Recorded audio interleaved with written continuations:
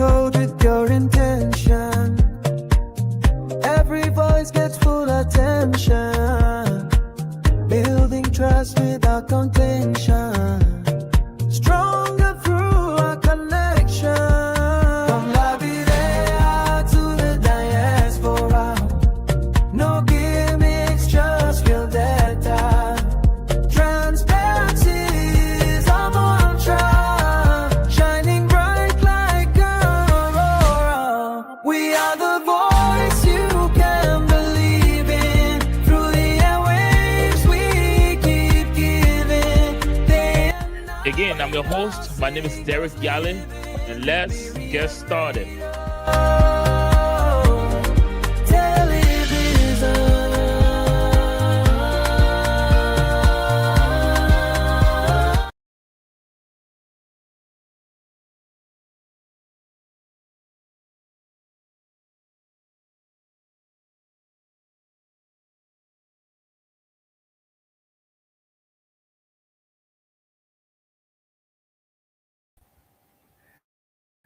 Well, that's it. We say good evening, good afternoon, good morning, good night, radio and television network, and you are now watching the House Zone. And this is episode 97. And of course, on today's edition, making my debut, I am your host. And as I wait, Derek Yale, who is your normal host here on the program.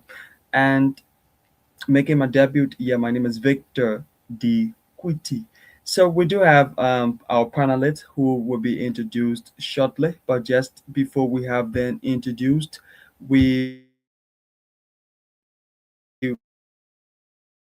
gonna be the mode program for the president of the Republic of Liberia, President Joseph Boyka, and he made a statement which talked about he is well or not. We're going to dive into that and a prophecy about a Nigerian pastor. And of course, we're going to highlight on the launching of the Unimbo within the USA. And also, we're going to talk a bit about the 237,600 grams of cocaine that were confiscated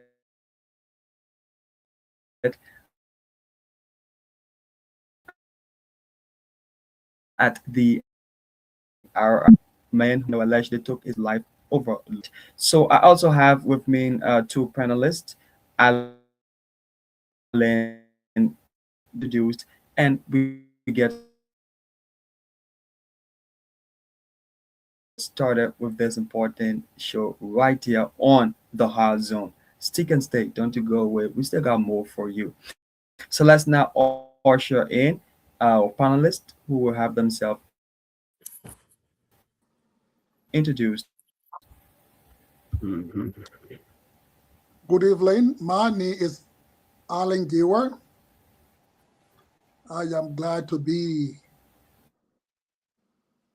here today.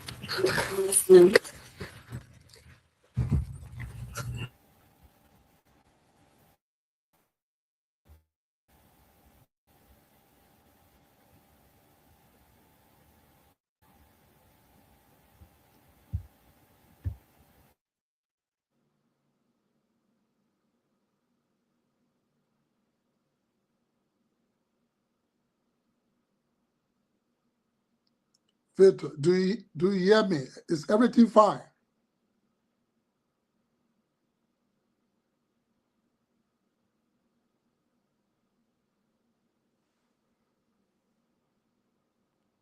Of course, I'm getting you loud and clear. Okay, that's great. I'm getting you, Alan. Go ahead. All right. What are you just mentioned about several thousand worth of cocaine was confiscated from a gentleman from RIA? Was he a Liberian? That's the part I didn't know.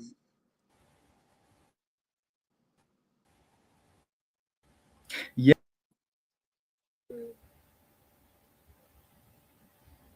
Well, Well, Mr. Bola, to we'll get to that, but let's have Mr. Martin, Mr. Martin Boda have himself introduced.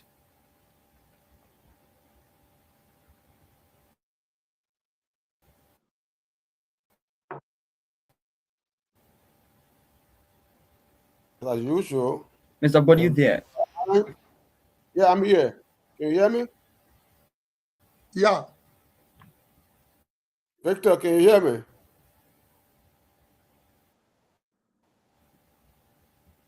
Victor, can you hear Mr.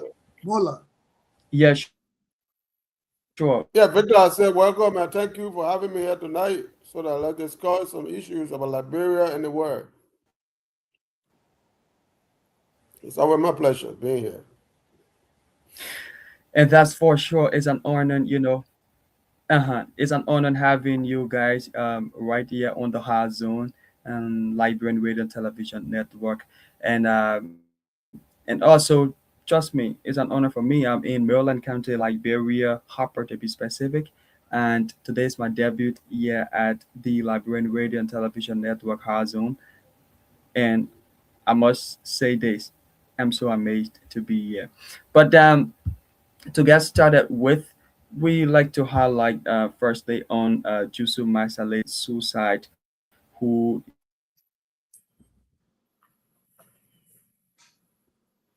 you know allegedly took away his life um, Jusu Masale, and I just a story here that was written after he committed the suicide. So if you getting me clear, I can go about reading it, and we all listen to it. It's alleged that he committed a suicide, Jusu Masale, but allegation also states that he didn't die because of a woman. He died because all the love and sacrifices he had invested in a relationship felt like they were about to go to waste. Everything he had done to keep the relationship alive suddenly seemed meaningless. Ongoing investigation indicates that he threatened to kill himself if his girlfriend did not agree to meet and have a conversation with him in person. The police unlocked his phone and searched through it. Yes, she is pregnant with his child, but there is no evidence. But there is no evidence that anyone is suicide. So it appears like his father has been indirect in the case as well. But his body is still at the hospital and the police is still carrying out their investigation.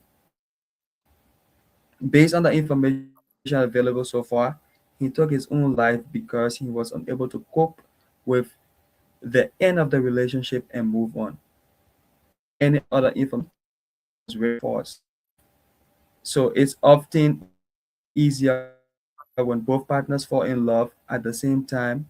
When only one person stops loving, moving on can feel like a pain trap for one who still cares deeply.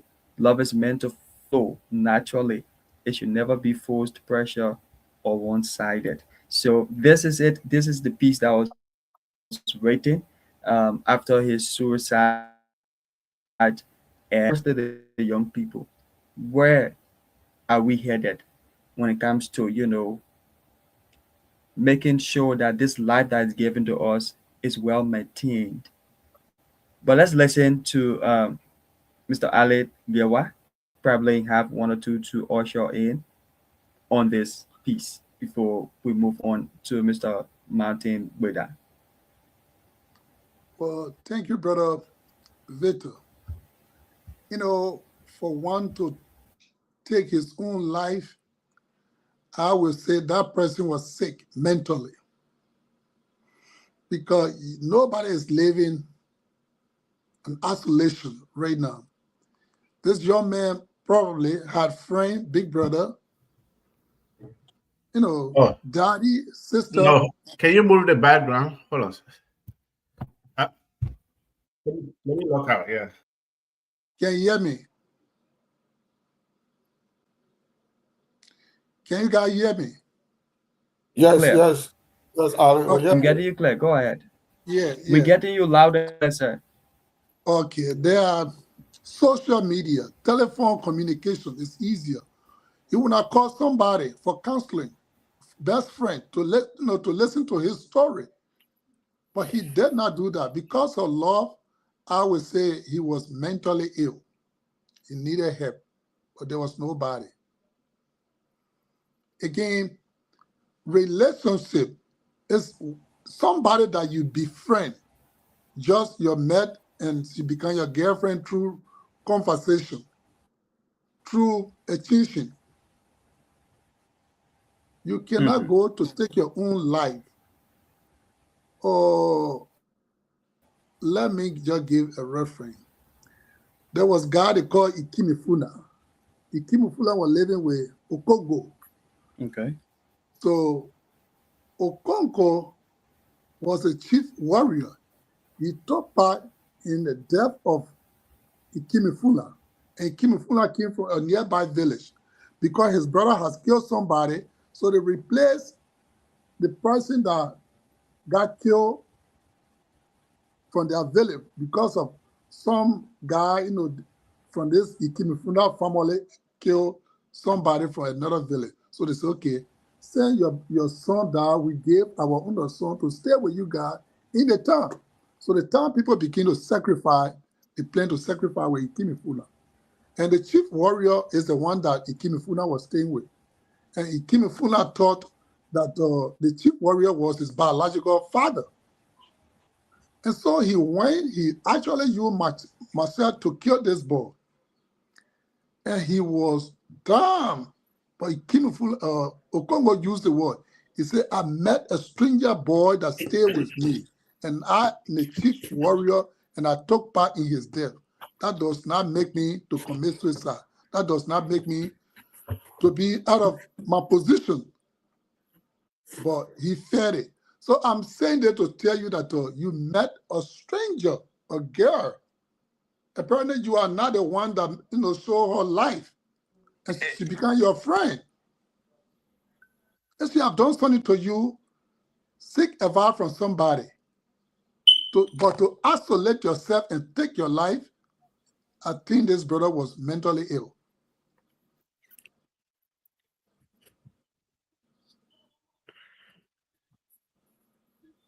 Yeah, that was it from Mr. Allen Gewa. Let's now move over to Martin Buddha. Thank you. It's unfortunate and sad to know that a young man take a life for Mr. Buddha, love. do you have a say on Jusu's? Yeah, I am. Can you hear me? Or I'm muted. Yeah, we can hear you. All right. So I was just saying that it's unfortunate what happened. Life is precious. And for someone to take away his life, it means a lot.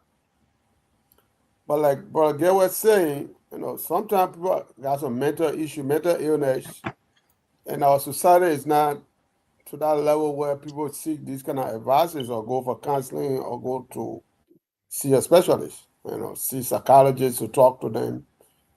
And it's a sad story because wherever he was loving and believing in is being left behind.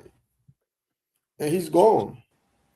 And that is not going to replace that love, It's unfortunate, It's just an unfortunate situation. And my advice to young people is sometimes, and we all of us, not only young, old, whatever, we all make the same mistakes. We are human, we err, and so forth.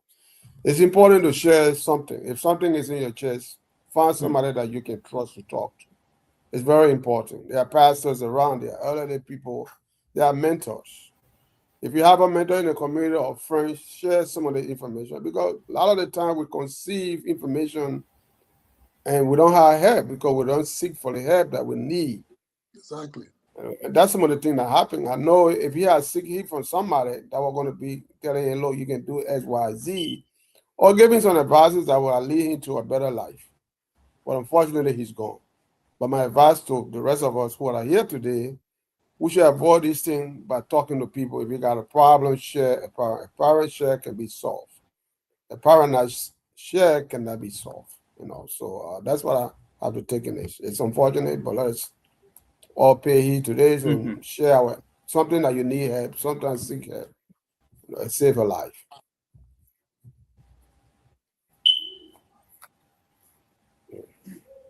Victor, And what we? yeah, Victor, to buttress what Brother Inubola just said. Okay, then thank you so much, African Globe. Welcome, Dot. Yeah, thank you. Sorry, I had to switch this around, but that's my network called the African Globe. So, but I didn't want it to appear here. I mean, this is a different platform. So, but I want to say thank you to everybody. I'm glad to see everybody again. I think it'll be a week or two before when we were here. So, but I want to say thank you. I'm here with you tonight, and I'm open to any discussion. We can do that. Are you hearing me? Okay, so our first discussion had to do with yes, you are loud and clear. We are getting you. So our first discussion had to do with Jusu Masale, who committed suicide over with his life right after posting that he needed to rest on Facebook. But this is the question. There are a few questions, right? But we'll let us get started with this one, which states, I didn't follow the story of the what person you guys are talking about. Where did he practical commit it? steps do you Liberia? think can community, school, religions, institution, and family take to encourage people, especially young men, to seek emotional in silence? I would Well, say that yes. happened in Liberia, and Yeah, I would say yes. Look, let me tell you something. This life we live, right? mm, People handle situation differently. Something that may sound a little more minor to you, it will be a major thing to somebody. Okay, I used to be in a West African country called Togo. I was there, and I went to the northern part of that country, closer to the Burkina Faso. There was a guy that we had friendship with, and I went there a couple of times. This guy was battling depression, but when you see him, you will not know that he had depression. But he did not confide in anybody what was bothering him. And what was bothering him was he had a girl that he put his life on and wanted to get married to. And the girl literally disappointed him. This guy was about to take his life. He bought a lot of medications, and he wanted to drink the medication and die. Okay? Because he was depressed and you could not confide in anybody. But if eventually we figured out somehow, because his activities were just not in line. And so we decided to find out what was happening to him. Eventually we got to know, but that's why he was doing. When we got to his room, we met a bunch of medication there that he bought. So if probably we have delayed one day, that would have been, it would have been over for him. So in our country, there are compound issues in Liberia. Okay, young people coming out, they don't even see the hope. There's no hope for the future. That alone is depressing. Some will maybe graduate from college or university, on a technical place, and they don't have a job. It's depressing. They don't see their future. It's depressing. So we need to encourage our people, whatever situation it is. The pastors are available. Our family members are available. Our colleagues are available. Just confide in somebody. So that I personally believe there's no problem that is bigger than any other solution. You can find solution to any problem, but you got to say it. You got to say it. So I don't know that young man. I don't know him. I don't know the details about his situation, but I believe if he have confided in somebody else and people have talked to him, I don't think he would have committed suicide. So, but let this be a lesson that our other young people can learn. Our young people in Liberia, many of them don't have future. They don't see their way. I mean, they have the potential, but they don't see the way. It's not like our days. We're going to school. It was a normal day. We're going to school, and obviously you will know that. Okay, when I finish high school, I'm going to the university. When I finish university, maybe this is the job I'm going to get. But for them, it's not the case anymore. So it's depressing. So I want to stop that far, but that will be my input. Thank you.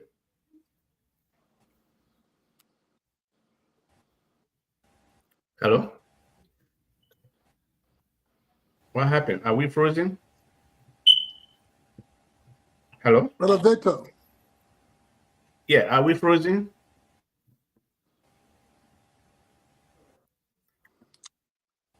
It looks Hello? so. Yeah, I think it's frozen. We're having a difficulty in Maryland, man. The guy is in Maryland? You gotta, Yeah, Liberia. yeah, the boy from Maryland, man. You gotta make sure you send some network. Okay. So to wrap things up, right here on this one, let's look at what practical, especially support and counseling instead of silence. Are you getting me, sir? Yeah, say that one more time. Just wrap it up on this one by having the two questions answered, right? Where should society draw the line between personal responsibility and cases like this? And also, what practical steps can communities, schools, religious institutions, and families take to encourage people, especially young men, to seek emotional support? Okay. Yeah, he's breaking up. The guy is in Maryland, Maryland So we County. can just start from the first one. Where should society draw the line between personal Victor, let me take the lead. I think and the influence of relationship? Yes. One of the things that the government should do, every school, be it elementary to high school, they should have counselor. That's the reason in the Western world, the children, when they go to school, they ask them, do you have food in your refrigerator? Do you have this? Are you being abused? What is your problem? I think we need to transfer that system to Liberia. Because many times, even without committing suicide, students go to school without even eating anything, breakfast or dinner, in the next day before going to school. And most of them, they are being abused in their own home. Father and mommy are fighting. Let the school authority know. They're where they will draw line to have some precaution to talk to the child or to talk to the parents. That's a great intervention. But when you are being raised in an abusive home, that is not good.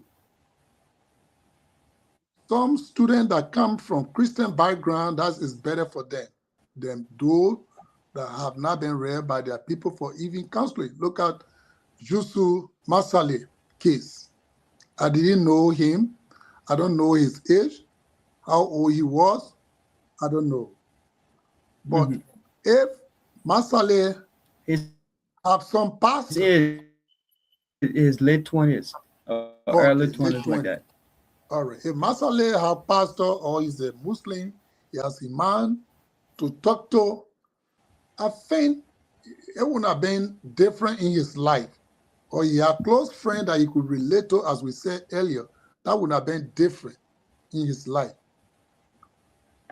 But just to go ahead because girlfriend refusing you or all your support, you realize it that it's worthless, and you say, no, I should be no more. That's very, very sad. The good thing is he died alone, but it's not good thing again. Because some people will go and say, I will take the woman's life and take my own life. I've seen it. On Broad Street, there was a guy, there was a goldsmith on Broad Street long time ago in the 80s. The gentleman said that this girl was loving and he wanted to kill this girl and kill himself. But he stabbed this girl many times. So he thought this girl had died. And he took his own life, but the girl survived. So it been happening. Even the story in Liberia that we heard is about young women used to go and drink Lassa and this and that when boyfriend frustrated them. We heard all the story. But now these things to go away by teaching, consulting counselor when you have problem. So the young people that come here today is a lesson, as the brother just said earlier, that if you have problem in your relationship, seek for advice from somebody. That will help you. It will help both partners. Thank you. That's my message.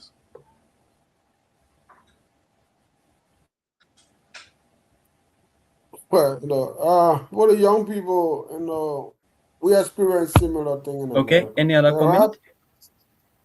Yeah, I just want to share, getting some backdrop to these emotional problems, socio-economic problem that happening around, and people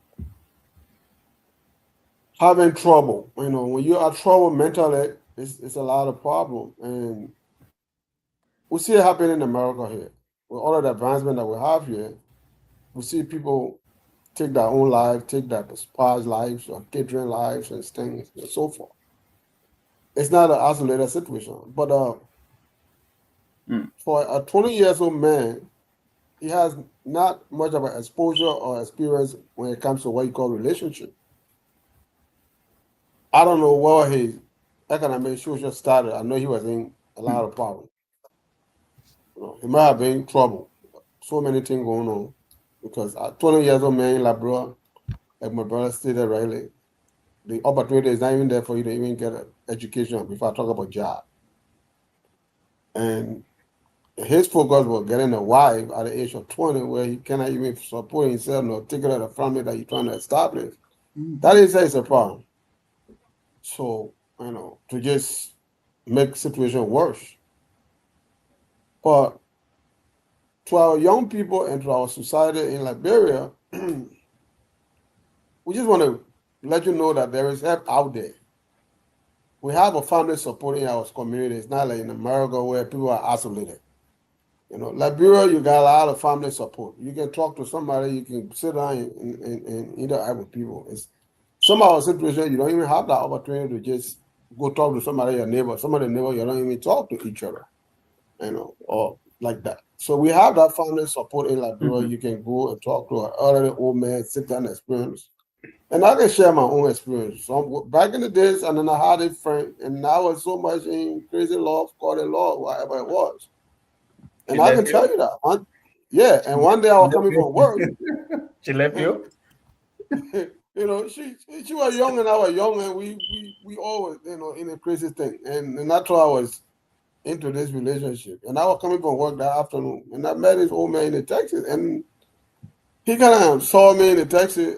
For some reason, he said, "What's going on, my son?" I said, I'm all right. He said, "Come on, man, let's stop." And we made a stop at a Musu spot somewhere in Komota, and we sat there, one thing to another, bought a beer and I bought mine, we started sharing drinks, and we had conversation. And, he gave me some little bit of a life experience that he had in life.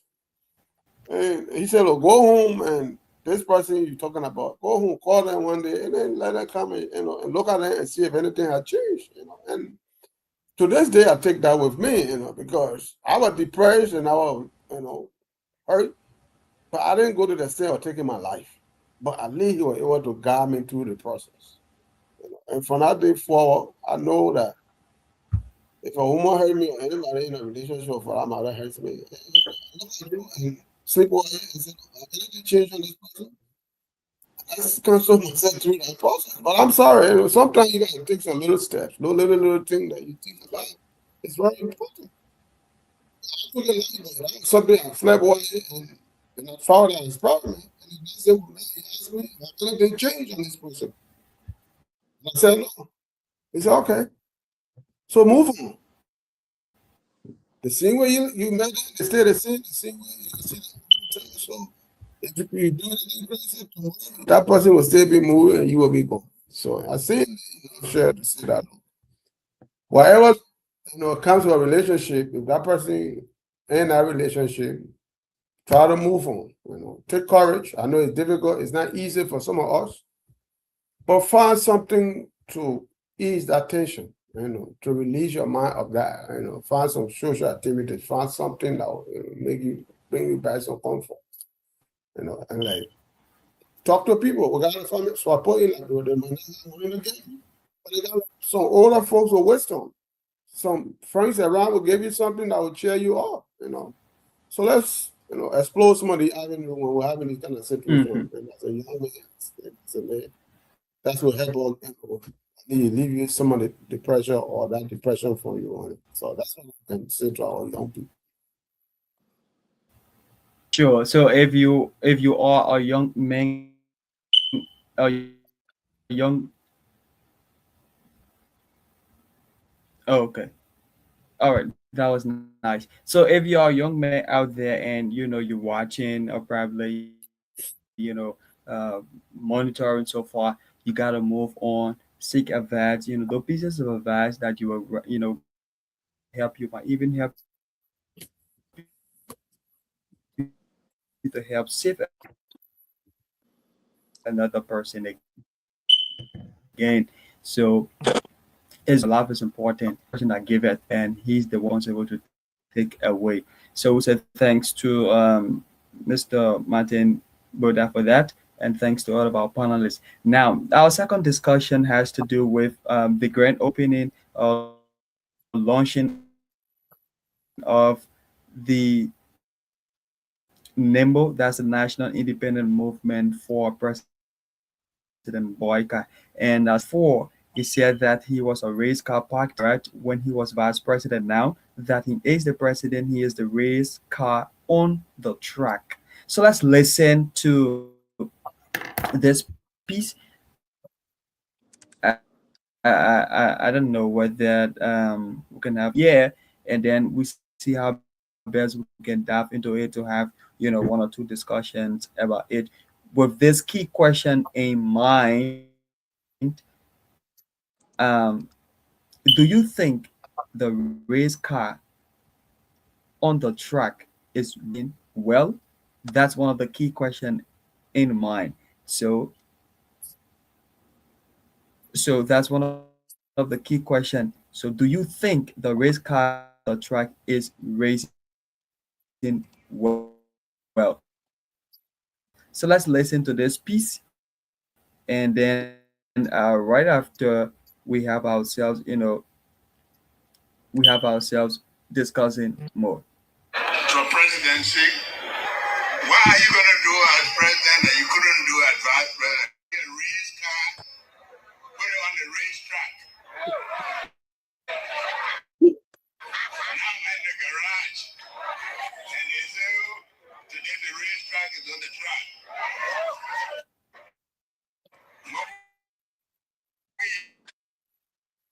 We're running for presidency. We said, and I said, you want to see the race car, put it on the racetrack. And I'm in the garage, and they say, oh, today the racetrack is on the track. And so according to the president, he said now the race car is on the track. So the question the question here is the race car which is on the track as stated by the president racing well?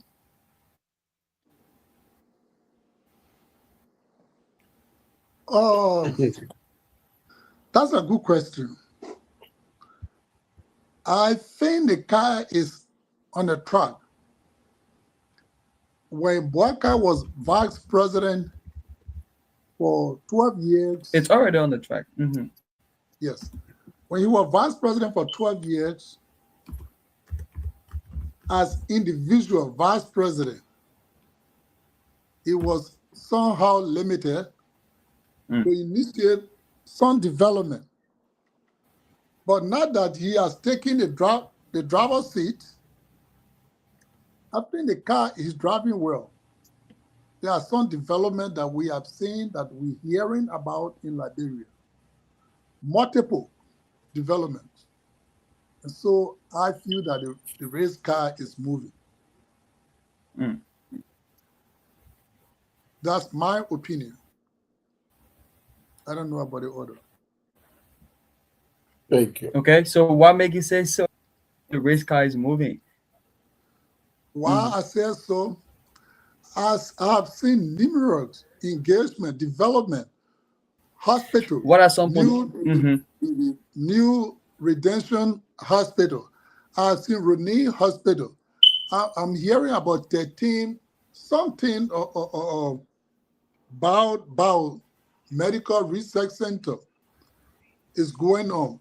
I'm seeing some road connectivity, connectivities. I'm seeing some lot of things going on in Liberia. But it is actually difficult to lead a nation is not easy. Development cannot just be done at once. I know the economy is tight, other marketeers are crying, but I think the taxpayer money has been directed somehow, somewhere in Liberia that it will be memorable for a generation to come. Yeah. That's my observation and that's my opinion.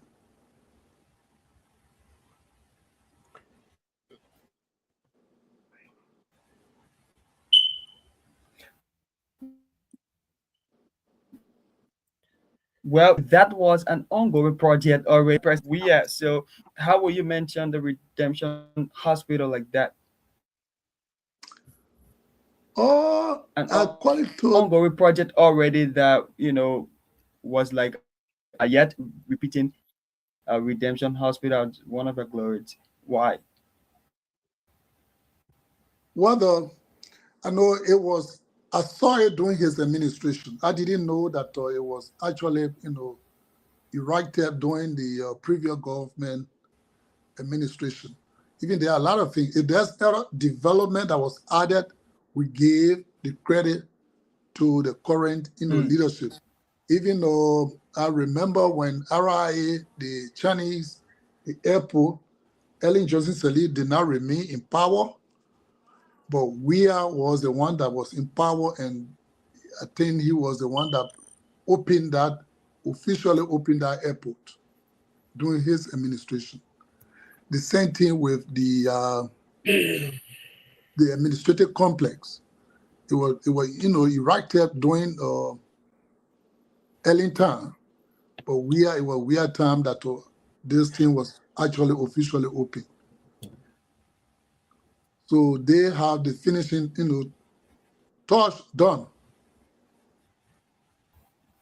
So I gave credit to Boakai for that. You remember one of the things that we used to say that is a borrowed medicine, right? I remember 2017 when I was in Nemba on campaign trip. I saw Yellow Machine was leaving Monrovia, going to the southeastern. They were mapping the road, graveyard, some houses remain. It was doing Ellington. But George came and said, "Oh, you're doing it, you're doing it, you're doing it." So, yes. So always the incoming administration can take the credit. No. Let me call you back. So that's my Yeah, I'll call you. Let me finish my meeting. All right. So the Boyka government obviously came to rescue people. And I don't want us to be, I don't want Liberia to set a bar so low that to the point that any little thing that a president is going to do, then will become complacent and and think that he's doing much. That is not what we need to expect out. We need to set a bar so high. Mr. Boyka live working in the government, many governments or regimes for a long time. So at this point, he should have just had a connection already. Serve in Dole government, serve as vice president for Ellen Johnson Sirleaf, and now as a proper.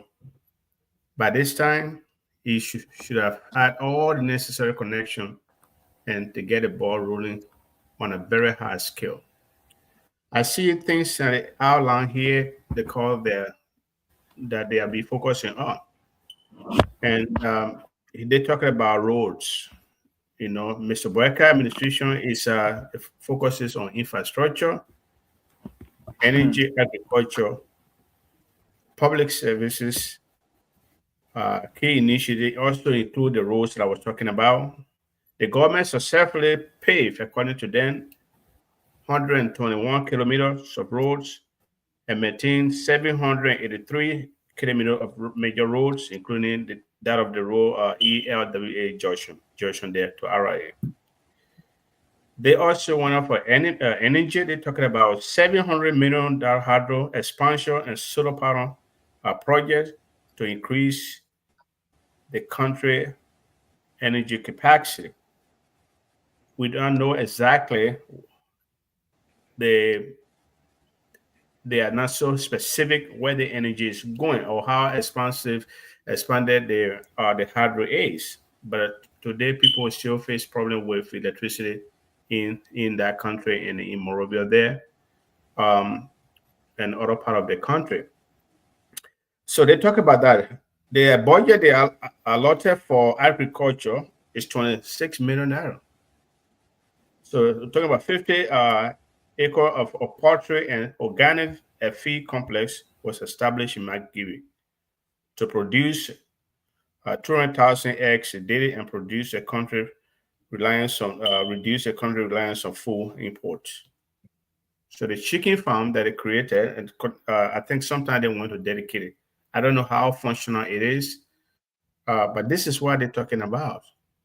And another thing is that is this chicken farm, is it a project of the country, or it's a private thing? And sometime they did this, I think, a year ago. And is there any harvesting going on, or we have not seen anything like that? But this is what they're talking about, $26 million. Are they saying the $26 million only going to the chicken poultry farm? All other projects that is $26 million go to us. Mr. Boyka served as the agriculture minister. And one of the things that he talked about was food security in our country. How naive and how low can we come for a country, a government to even initiate a thing like a chicken or poultry? That is not really a government responsibility. That should be a private people empowering common Liberians or private Liberians to venture in this kind of stuff. Many of you live in the country said, at some point I work for the federal government, so that I know what I'm talking about. But are they engaging in something like this? Have we seen any federal government here in this country talking about chicken farm or poultry? That money should have gone to Liberians. That's how you empower other people. That's how the other Liberians will employ other people. If you can break it down, people in Maryland, people in other counties, maybe they can have something. So $26 million for a one chicken poultry something in Mount Gibby, that to me is very excessive. So they come to public health and they talk about the government and restore pipe water Central Morovia, Bush, Rhode Island, Kakata, and Loon, providing essential medical supplies to primary health facilities. And it will be better maybe we'll earmark them and know what kind of facility, where the facilities are. Because I know, like my organization that I had here for my group from Maryland down there, we built a clinic down there in Maryland there. One of my administration, we built a clinic down there. And we are still negotiating for medication or medicine and equipment, all things to go down there. Okay, there are other facilities there that don't have. I partnered with the Kipamo High School Association here, and the president, Dr. Augustine, and was able to help to send some medication supplies and in my district in Barobo there in Maryland County. So when they talk about these things here, and the days of people just making these statements, writing the fine stuff, those days should be over. We should be talking about tangible results and things that are physically pressing, that are making physical impact or impact in the lives of people. Those are the things we need to be talking about at this point. That is not the case. That is not the case. They want to go government and corruption. Okay, that's a good thing we want. That we should fight corruption. And I understand they have the anti-corruption group there. They have the also asset recovery thing. And that's a good start. But if that will be the standard that we have, then it should be inclusive. It should involve everybody. It should be everybody. You don't have to leave government position or leave power before the anti-corruption group come after you. You don't have to leave power before the asset recovery people come after you. There are people in the government presently that are doing that are corrupt, that are carrying on corruption. So what are we still playing blind eye to that? Now, there's a very controversial project that is going on in Lofa there. And Mr. Boyka came on air at some point talking about $6 million of the project going on down there. But at this point, we don't know who owns the project, who financed the project, who is the beneficiary of the project. We don't know. We have no idea. There are a lot of conflicting reports about that project. So, in as much as Mr. Boyka is trying, but this is not the kind of thing we want. We want, something better, more than that. Okay, so that would be my own take. The government, we should not settle for just only doing this small thing. This is almost 200 years old country. We cannot settle. We cannot settle for these kind of mediocre projects. How much impact are they making? In my district down there, they have education, schools there. They don't even have seats, nothing, no instructional material in the schools. My organization had to even go there and repair a high school down there, the main high school in that place there. We had to repair it. We had to literally send some money to help pay for volunteer teachers. We went through all this stuff. So that would be my position. I expect them to do more. I expect him to fight corruption, even with his own government, and just start focusing on the past government. I'm not saying they should let the past government to go, but I'm saying charity begins at home, right? So that would be my position. Thank you. So you say that you fight corruption on the past. Are you saying that you fight corruption on the past government or the past government? No, I'm not saying that you fight corruption only on the past government. I'm saying when they fight the corruption, they should even start with themselves. They should start with themselves. Okay. So they don't have to leave power before any other anti-corruption group go after them. They can still be in power, and then people go. The anti-corruption entity or agency, it should be a very neutral agency and go after people. It should be non-regime, organization. It should not. I'm an agency. It should not be for only Boyka, because Boyka is in power, so they should play the blind eye on Boyka administration and those that are in there that are corrupt. So, Boyka does not also need to leave power for them to investigate.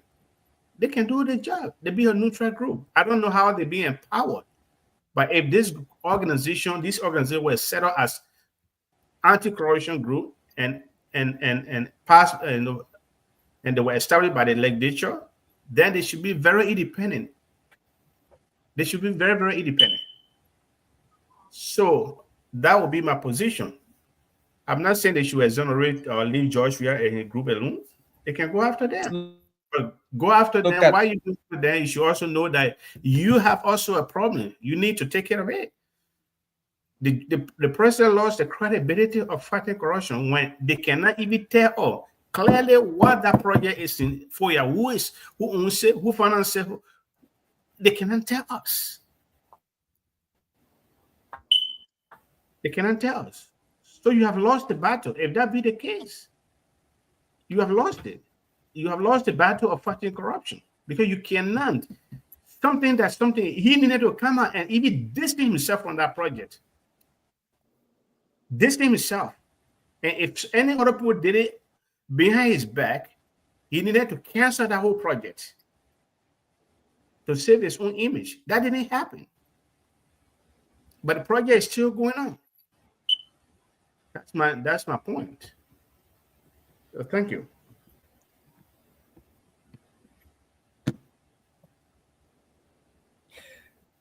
Okay, so before we move over to Mr. Martin Bodat, let's look at on the scale of fighting corruption.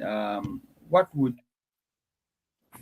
you give this current government? And also, in terms of their progress, what initiative do you Well, what I'm looking at in Liberia, the anti-corruption should be the entity, independent entity that is working for the country, for taxpayer, money that is given, it should be a check and balance situation. Because I remember during Elling's administration, 2 other guys were killed because they were trying to make sure that it wasn't narco money. It was Michael Allison. He said he got drowned and his body was found behind the foreign ministry. When Michael Allison sued the government or sued Elling's children, either like that. And Sure. They went after him. But they say he got drowned. He and girlfriend went to go take shower or bathe in the sea. Then came a former FPR, Harry Gree. Yeah, Harry Gree. Harry Gree came and he was in the meeting with them to 5-star hotel while his driver was still waiting for him according to the driver. The next day, his body was found the same place that Michael Allison's body was found. So in Liberia, there are a lot of things that government can do that go with impunity, which is wrong. That is wrong. Few things, even during Opon administration, the 4 auditors, the 3 missing boys, government had to send police to Garci Mose. And when those guys were killed, the next day was Joe Opon Weah's birthday. He was dancing buka, pretending that nothing has happened in the country. And he was afraid to make the statement for the people that was on Broad Street that they were girlfriend and boyfriend. And so I'm saying that what leader, can do in Liberia or in Africa is sad. When they empower, the fact that they are the commander-in-chief, they are untouchable. And so the same thing that they killed the 13 guys on the pool, that's a rampant corruption. That's the same thing that is still going on with all the revolution, bloodshed that we share blood, killed innocent people on the beach, left their parents or children suffering. They're still doing it. And so if we establish corruption unit, they should be totally independent. They should not take advice from the president or any government official. They should be independent. So that's how you are saying the true thing. You are saying the true thing. So we should watch the government keenly. The government should be accountable to the taxpayer. Let them tell us what is going on. Let them tell this, your money is this direction, your money is in Lofa, we're doing this development. We want to know and exactly what type of project, what the building is for. Exactly who will be the beneficiary of this building. It's important. I agree with you. Yeah, so they need to do something. I mean, I admire the fact that they want to do things, and those things we need them, like the road. We need the road. Obviously, the country needs a road, and I visited the library a couple of times, and I could not even get to Maryland. I'm from Maryland originally. I could not get to Maryland because the road is bad, right? I could not get to Maryland because the road is bad. So Mr. Boyka is doing something about it. That's fine. We do it. But the old man, the reason why many of the people elected the old man was to set a very, very clear example, to be a big contracts from that of Joshua and his people. And that contracts, there's nothing to dilute it. It should have been very crystal clear. Mr. Boyka is supposed to stick on that one. But that's not the case. His surrogates will talk about Joshua built 43 condominiums. That's their defense when it comes to the FOIA project down there. So if Joshua did it yesterday and was wrong, do you have to do it? What is the difference? What did you come to make the change? You came as a change agent, so you're supposed to do things differently. Okay, do things differently. Okay, Mr. Parker just need to do it. I mean, be very simple of why he needs to. You should be able to have yourself setting a new benchmark. That's it. But you are falling in line. And the thing that very disgusting is that his people will always give reference to what Joshua did it yesterday. So why did we remove Joshua? If Joshua did it yesterday and it was okay yesterday and now you are giving reference to it, then why did we remove Joshua? Or this bunch of people needed to come there and steal their own money. Is that what they're there for? We can't run a country. So to run a country, it needs very, very technical. It needs very strong-minded people that are willing to step on even your close friends and your relatives to go on. Okay? And that country, it has a very chronic culture of corruption. And if we don't stand tall, whoever the leader is does not stand tall, even their own relatives, their own people, punish them, we will not get anywhere. We will not get anywhere. Other nations find out, they did something about it. And we are just running into the cycle.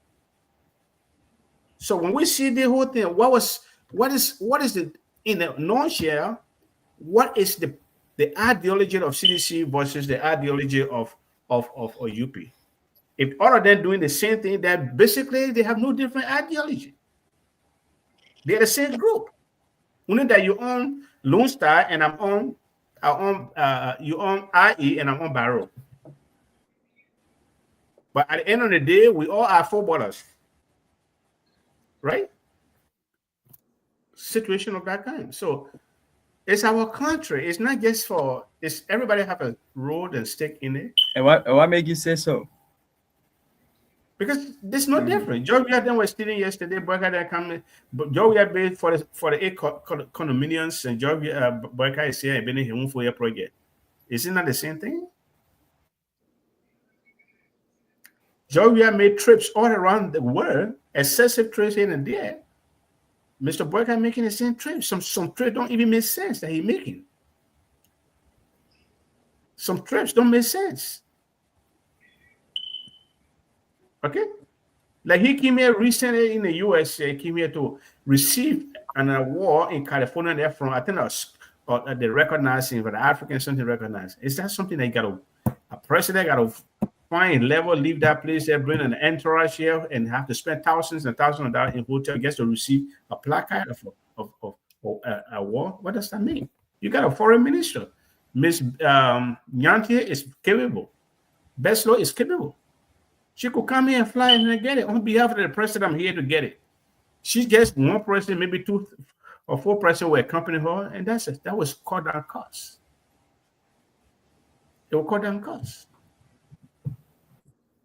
So when we say these things, they think we hate them, but that is not so. If I would be the change agent, then let me be the change agent all the way. So that's the kind of situation we're talking about. So number 2. On the side of that, we're talking about corruption and all those things. But on the side of good governance and the politics, you see the politics in Liberia and the political wrangling and political people making speeches and here and there, talking here and there about the government, it's not a new phenomenon. At this point, I expected Mr. Boyka to get used to it. But on the contrary, they're trying to silence speeches of freedom of speech, and people express their opinion about how he governs and how things are going. They want to go after the president. That's bad. To the point now, they removed to the Yeket, then the other people they had to go after them. Now to the point that he even going outside of the country. What sense does it make that he will have to write a Nigerian prophet because he prophesied? Are you writing him to say what? You write him to say what? To start prophesying?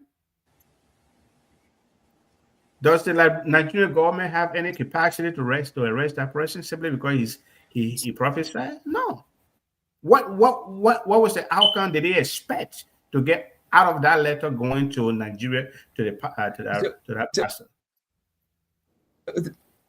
So that's another discussion, though. We have okay. Yeah, maybe I'm jumping down. I'm sorry. Yeah, that you whole lot talked about. Okay, yeah, sure. We're gonna have that talked about. Okay, so, I'm sorry, I don't want to jump the gun. Yeah. So lastly, we'll leave you, Dr. Ben. On a scale,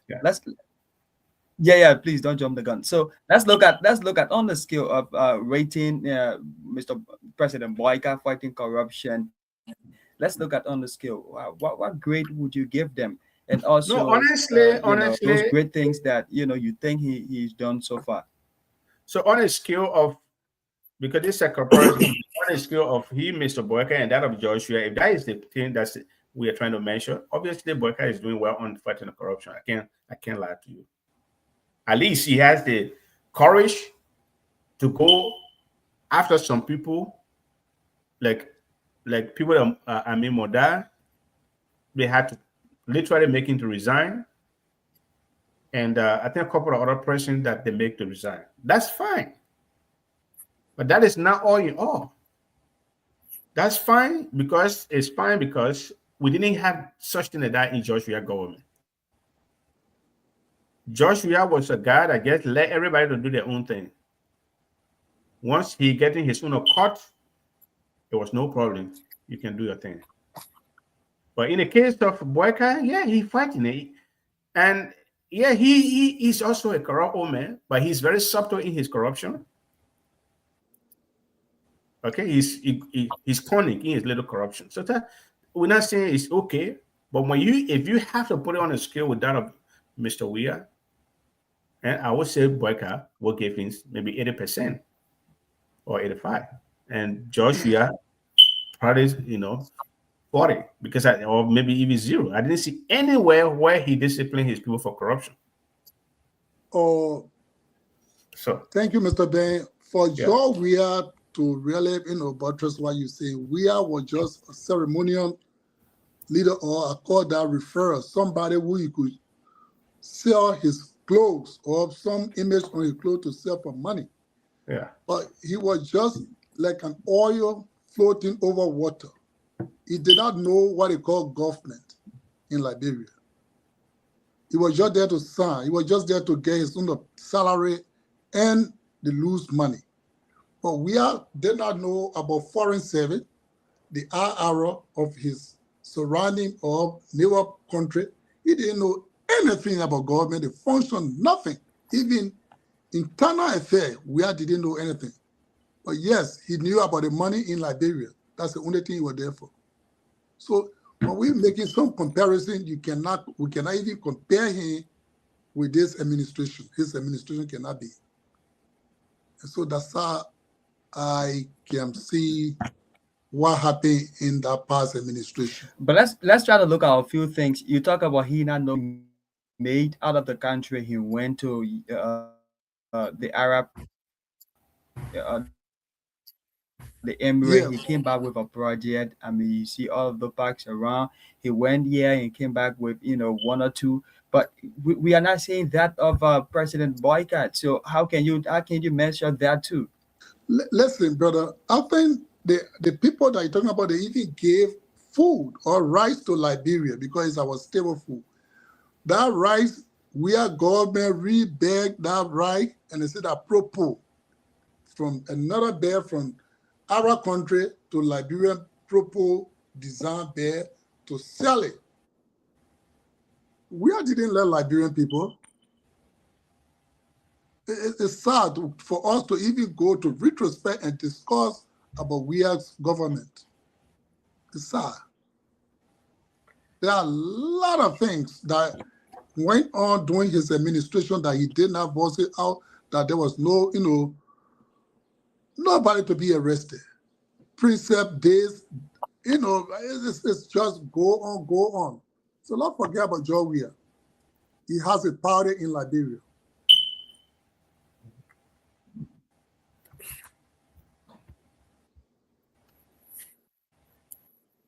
He was singing the song and dancing it. So, Mr. Martin, anything before we move over to the prophecy? Yeah. One thing I do understand is it's so easy. Government is complex, and we have so many numerous challenges in Liberia. 180 some, almost 78 years old country we're talking about today. And we haven't had even a footprint of anything that we can use as a blueprint for nation Liberia. What do I mean? Look at Monrovia.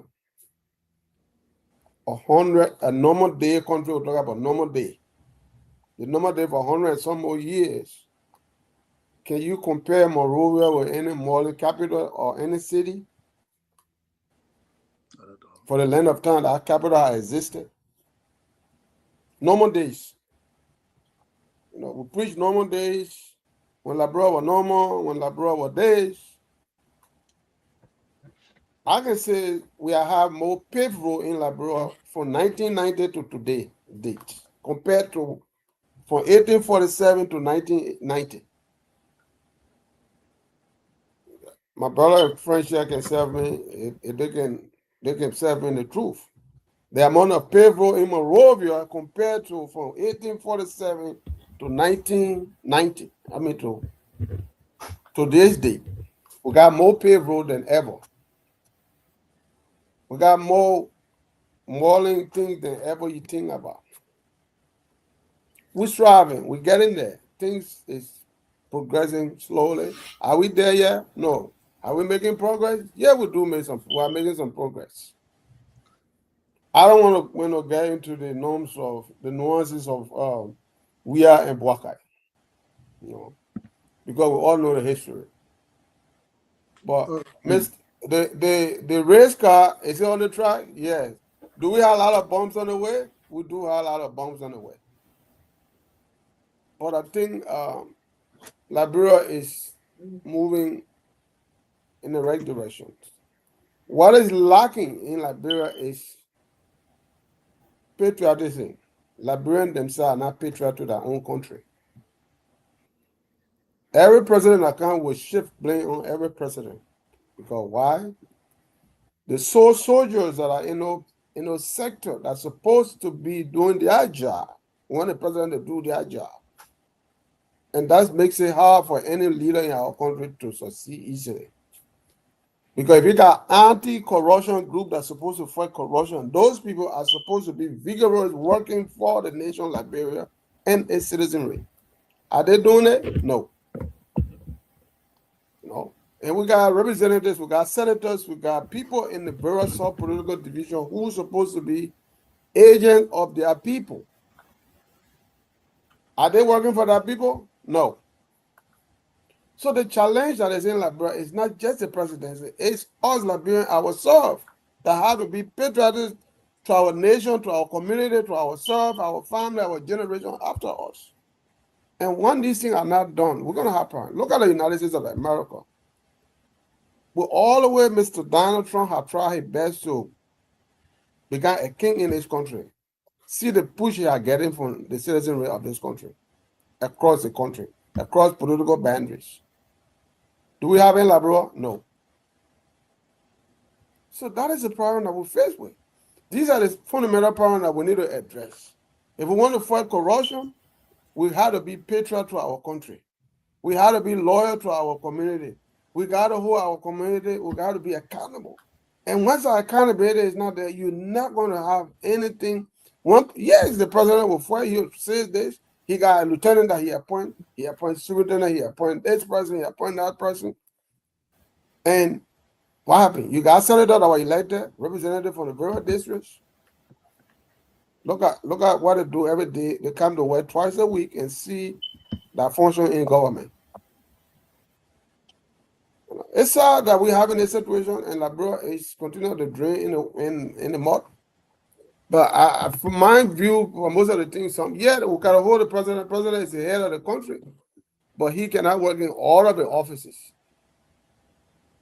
And that's the thing that affects, So we got people that have to work. They are being paid, and we as Liberians have to be patriot and stand up to these people. If we don't stand up to them, we're not going to move forward. And I think Mr. Bogart, has he done well all over? No, is he trying his best? I think he's doing some good things and he's working hard. He's doing some stuff because the fact that he has been in government for 40 years, and we also have to understand finances. The global society is scrambling for money right now. Everything Liberia want to do, we have to borrow money. Any major project that we done in Liberia, money has to be borrowed. And that's a great challenge to our society in our country. Because with all of the baggage that we have from the past government regime, all the money that was squandered from everybody else that come in power, it makes it difficult for loaners to loan you money. Like you and I, if we get bad credit, what bank do you go to get credit? You say, man, your credit is bad. They might just be pushing you around. It takes time to do a lot of stuff. But again, I agree with all of you not disagreeing, but there are a lot of challenges that we are Liberians have to also accept. That it's just not the president alone that have to do this. It's a fight for every meaningful Liberian who are serving in public service, in the private sectors.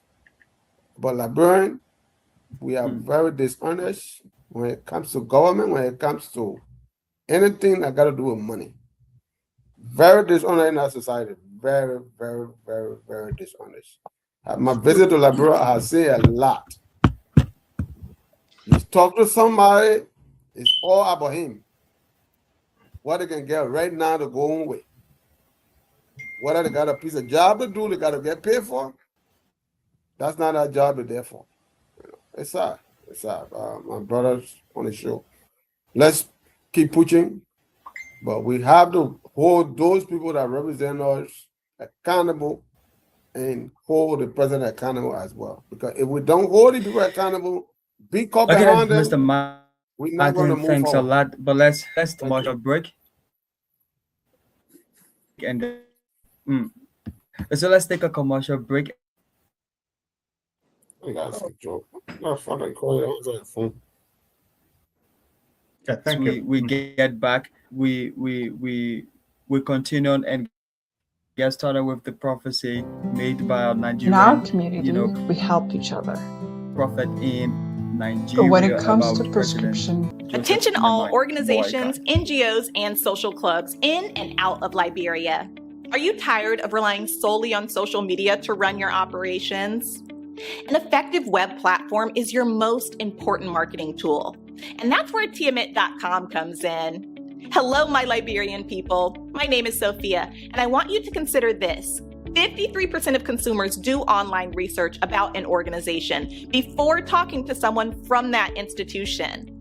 That means not having a website could be costing you opportunities. Step up your game and establish a professional online presence.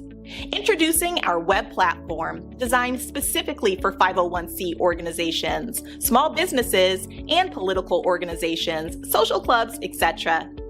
At Tiamat.com, we understand how important it is to make a great digital first impression, which is why we offer you all the help needed to develop, maintain, and host NGOs and small and big organization websites by giving you a full suite of services that includes automatic billing for members, membership and visitor portals, first-class design and functionality, and much more.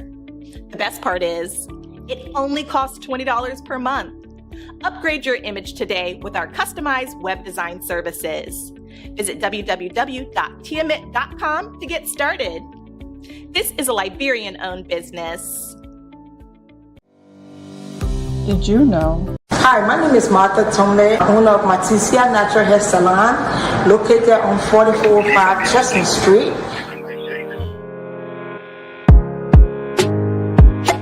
We are specializing. In our community, we help. Did you know 1 in 4 patients who take opioids long-term become addicted? Opioids are strong pain medications like oxycodone, hydrocodone, or morphine. They can help with pain, but they can also lead to addiction and overdose. Take the medication only the way your doctor tells you to take it. And never share them with your family, friends, or neighbors. Know the risks. Stay safe. This message is brought to you by the Multicultural Community Family Services in partnership with LRTM.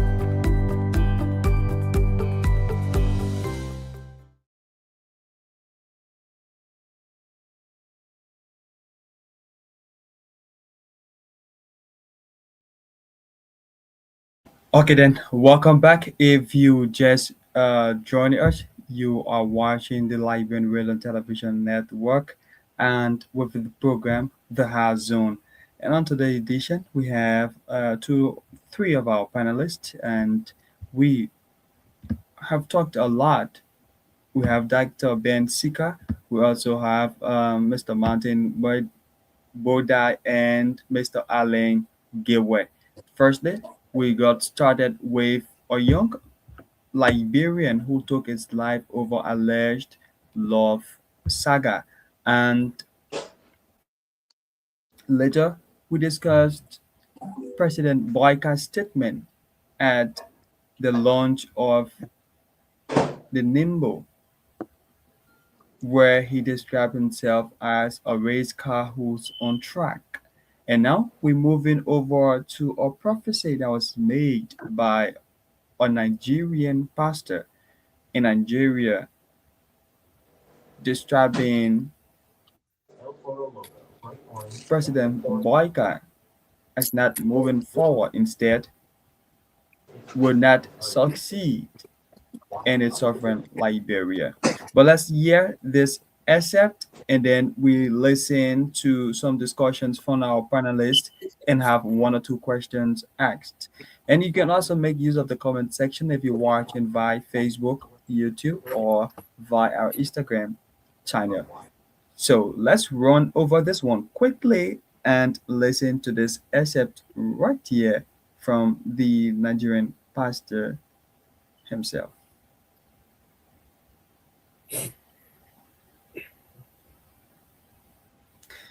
And once more, if you just joining us, we say a pleasant welcome to you. My name is Victor Dikuti, proxying in here for Derek Yala. Let's listen to it now. Did you report me to me? Go and do your worst. Don't write to Nigerian government. Go and write to Donald Trump. We are going to settle it at Donald Trump court, not in Nigerian government. Shame to you. Your country, there's problem there. It's just a warning. It's because you have hidden things about Liberia. Liberia will not be prosper under you, bunker. Cannot be prosper under you. You are not enjoying it. The government, there's problem, there's action. This is what we tell Nigerian government. Ask. We told them now, for 2020, that his government is satanic. Did he report me to anybody? Bunker, your government is satanic. Heaven have condemned your government. Your second time is a failure. You won't win your second time. Mark my words, the prophet is talking. You don't need to talk. Go and use your juju to fight. You yourself, you sit down. Let this one humble you. Let the one humble you. You now write letter. You are wasting your ink to write to Nigerian government because of. So that was the actual second video that was done after he made the first statement and was rating by the Liberian government over to him. I think you just listened to it so far. So this is the second video. We're trying our best to move over to the first video, but as we scrap to get in the first one, if there's any comment, you're welcome.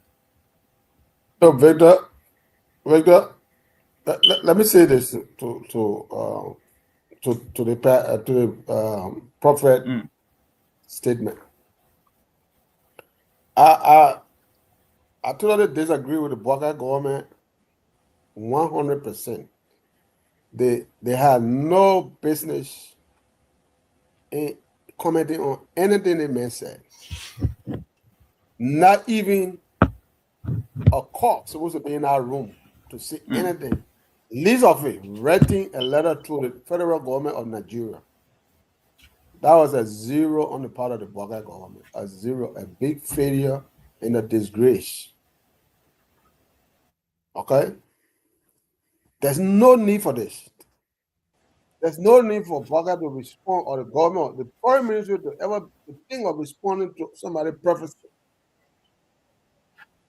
That was so beneath the government of people like LeBron, and Baka knew to apologize to the LeBron people for such a huge mistake made by them. There was no cost for you to even write a letter because somebody make a prophecy that Baka had felt that LeBron would do this. You just amplify this man's thought. And he prophesied, you just acknowledge it. That he's saying something. So it's sad and it's shameful. If you look at the communication from the Nigerian president, that was exactly what he was telling the LeBron government. And we shouldn't be on this path. For the level of experience that Baka has in government, there is nothing that he should be running behind when somebody sitting in that church preaching, even in LeBron, whatever somebody preaching or say, should not be of meaning, should not say be anything to him to right behind. It's a shame. This is a failure on the part of the Baka government to communicate to the Nigerian government about somebody's prophecy. Should not happen, never should happen, ever, anyway. None of to discuss. This is according now, before you come in with politics, because others are saying that the prophet is associated with former president of the Republic of Liberia, George Manuia. It doesn't matter for me. They may prophesy George we are going to win election. Did George win the elections? How many people they may have not prophesied that they were going to win election and they never won elections? Nope. How many prophecies they may have made that come true that if you look at it tracks? So where are you? You going to be running behind everybody that made prophecy or say something? That's not the government want to run. This is a free speech society that we live in. The world is a free place. Social media is a free place. You don't control social media. Somebody sit in a basement and make a statement, you're going to send a letter to the government to go say, hey, they may complain. Is that what you want to be wasting the resources over? Because the money you spend to send a officer to go talk to the Nigerian Foreign Ministry sending communication. That letter, who are tapping that letter, whatever that letter should have been done, that person should have been doing something else. Pursuing another work to do instead of getting letter for prophet, whoever the prophet is. Care less of what he says about what's going to happen in abroad. Is he God? That prophecy, that's something he saw. Is it going to come to fruition? We don't know. So I'm sorry, man. This is below discussion for government to sit and go behind a prophet because they said somebody was not going to win election or Boakai is LeBron going to fail, LeBron going to sing. So what are you going to do? You're going to carry the quote so that LeBron will not sing? Come on, man. This is we should think about something as LeBron, president of LeBron government to be talking about. Exactly. Let me just. I mean, that's one of the toughest questions yet answered. So let's listen to it. Brother, you are right. Nobody has control over the social media, even down to United States. There's a free speech. Moreover, this guy, he claimed or he is a prophet. He said he's a pastor in the church. When people go and take the stand, according to them, what God tells them, that's what they say. If he says so, Liberian government, the cabinet ministers in Liberia, moreover the foreign minister, they should serve as an advisor to the president. Even if the president told them to write, they would advise the president that this does not make sense, Mr. President. There's a social media. We have a free, speech. That one of them, you can't say, well, you go after this guy taking the affair of Liberia into his church. No, there's a global war. We are intertwined. What affects Nigeria is going to affect Liberia. What affects Liberia will affect Nigeria. Right now we have the bandits in the forest killing people. For me, I'm Liberian. I am afraid that those guys may one day pass Nigeria and enter to Liberia.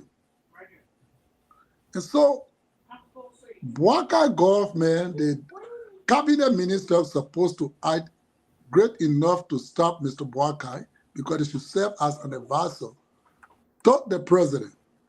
Moreover, the foreign minister. He should understand the dialogue between nations or your neighboring country to pursue the government as a foreign minister through your embassy to talk to Nigerian president to intervene because of the pastor. Look at the pastor belittled our president. That I want to call him, setting him, but I just don't want to listen to him. That was so sad. It's an insult. So, Mr. Boakai, before you take any step, next time, consult your advisor. If some of them guide you that, look, Lord, talk to the president. It's the better channel. No, it was the wrong channel. So we don't think it's necessary. This is social media. People have free speech, free thought, and say anything they want to say. Thank you. The Boakai government is. So will you agree with Yeka Koluba that this government doesn't support freedom of speech? Well, No. That's a two different scenario. Yeah, I speak on the topic. I cannot speak for Yeka Koluba. Victor. Okay. I'm sorry. All right, let's not dive into that one. Basically, but Victor, Yeka Koluba is the situation with Yeka. Yeka was a sitting. So okay. So this is not a prophecy. Yeka was not making a prophecy. we don't want to go the Yeke route. Yeah. But a sitting senator or sitting legislature can still be. Yeah. We're not going there. So they can still express their opinion. The reason why Yeke's situation is we don't want to talk about it, but it also go against the tenets of the democratic process we exercise in Liberia. We have a sitting legislature here, a sitting a congresswoman here or congress people here that say stuff against Boyka here, and then Boyka but Trump here. Trump, yeah. They said they combat with him. Okay, we have from here that even says stuff against the America, the country itself. Does that worry any expulsion? So we don't want to go the Yeke route. But the reason why the Yeke thing is coming on is the same thing about the government is intolerant to opposition to people's opinions. Mr. Boyka is not a god. He's a human being. if it has to do with freedom of speech. Okay, he been around democracy, he been around our government for a long time. You should understand how many times people went down there. He was with Ellen. People cost Ellen here and there. Unless they violate a certain thing, then they go, maybe they jail the president. But we don't want that kind of stuff. We don't want that kind of stuff. They went as far as one. Prophet Key also in jail today. I don't condone his nonsense he was doing, cursing people there, but it's the same thing that they don't want anybody to say anything against them.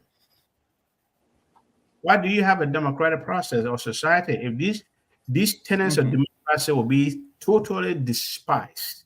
Why do we have it? Okay, so it has been going on there. Now they because they are very intolerant. They don't want anybody to say anything. Now they are going abroad. They're going outside of the country to attack an ordinary clergyman in his country. I don't care whether he has an affiliation with Joshua or not. That's not my point. But what he said there, he said it, and he said it because he said he's a prophet and he heard the prophecy from God. Any serious government will know that. Any good principle-minded government will know that. They will not even pay attention to that. So I see people that Mr. Sano Johnson attacking people when they say something about it. Government comes, government go. So that Mr. Boyka leave with dignity. Let his surrogates and all these people around him, let them leave with dignity and be more responsible.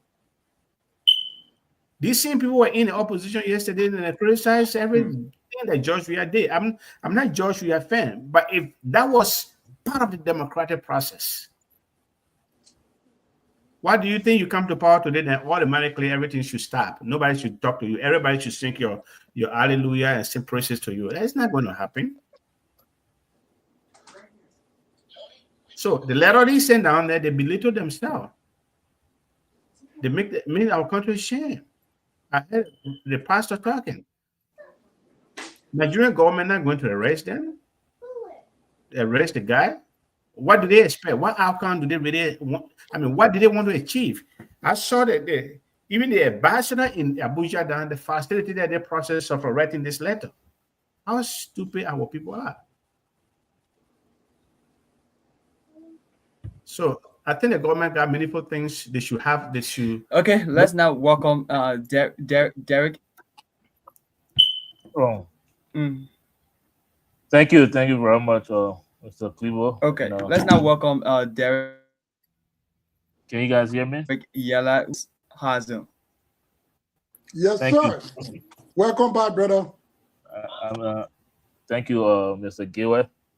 Dr. Ben Sika, Mr. Martin Boda. Again, to those of you watching us, I apologize for coming in late. I had to attend to some of the stuff I had to attend to. But anyways, I've been listening to the show and listening to you guys' position on things. I'll be honest with Mr. Gayway and Mr. Boda, at the beginning part of this conversation, your position on a young Liberian man committing suicide. And I just find it disappointing that I did not hear any mental health awareness from Mr. Boda and Mr. Gayway. But then we understand that's not something you prioritize because of the president that you support. Since his presidency has not one time mentioned the phrase mental health. So he does not care about people's mental health in Liberia, let alone the youth. We can also see his inaction about issues affecting youth. So I'm disappointed that I didn't hear you guys' position on that, or at least call for more mental health awareness in the wake of the late Jusu suicide. But then in this conversation about the pastor, I'm coming back to Dr. Bensika, Mr. Boda, Mr. Gayway, and it's interesting, very, very, very interesting. In just recent history, right? Election campaign history, President Bouaka, in one of his campaign rally, made a speech where he said if the election don't go his way, I'm not quoting him for burden, there will be bloodshed. That's the president today worried about somebody prophesying. That's the president we got that's worried about someone just prophesying. Like, do we really need a pastor to prophesy about President Bouaka or how his leadership is going to work? It's confusion. Well, Derek, are you opposing to what we said? Or I'm laying a premise here, and I will come to you guys. I'm not opposing. Your premise, like you attacking all, but we said. Hey, I call your name for your initial position, Mr. Boda. But Derek, it looked like I think I did mention the issue here is if you just protect me, I will give you guys the opportunity, people here hosting the show today. But I'm just doing a summary of what I've been listening to. You don't have to see me and then change your position on the issues. Change position. Oh yeah, never. Yeah, thank you, Mr. President Bouaka is worried again about a prophecy. Like when people are facing their reality is abject poverty. The papa here that were living alone yesterday. Today wearing designer shoes, but you worry about prophecy. Mr. Boda, what about you speak to the real issue? Incompetence in the lack of the lack of nationalism in President Bouaka and his people is what causing all of this problem today. You want to talk about freedom of speech? And Mr. Klibo was trying to reference it. I see how you just brushed it up as though this doesn't play into the Yeke Koloba thing. President Bouaka, if you're opposing, you shouldn't talk. I guarantee you, if that pastor would have prophesied about him being successful, him being glamorous in his administration, it wouldn't have been a problem. It wouldn't have been a problem today. But Mr. Boda cannot.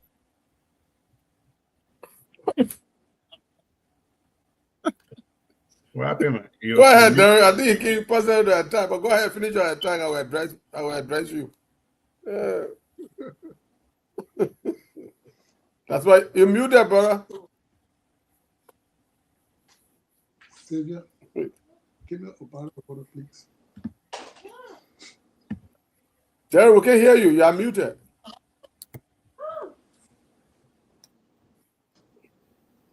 Yeah, he's muted. So, Derek, could you kindly check because we're not. The man attacking the wrong people. That's why he won't mute. I think he muted himself. He's so excited to come and attack that he muted himself. The man attacking the wrong people. No, the man just lay emphasis because. What emphasis? The man keep attack. You are laying the premise, but let's be honest. Let's be honest. Favor, right?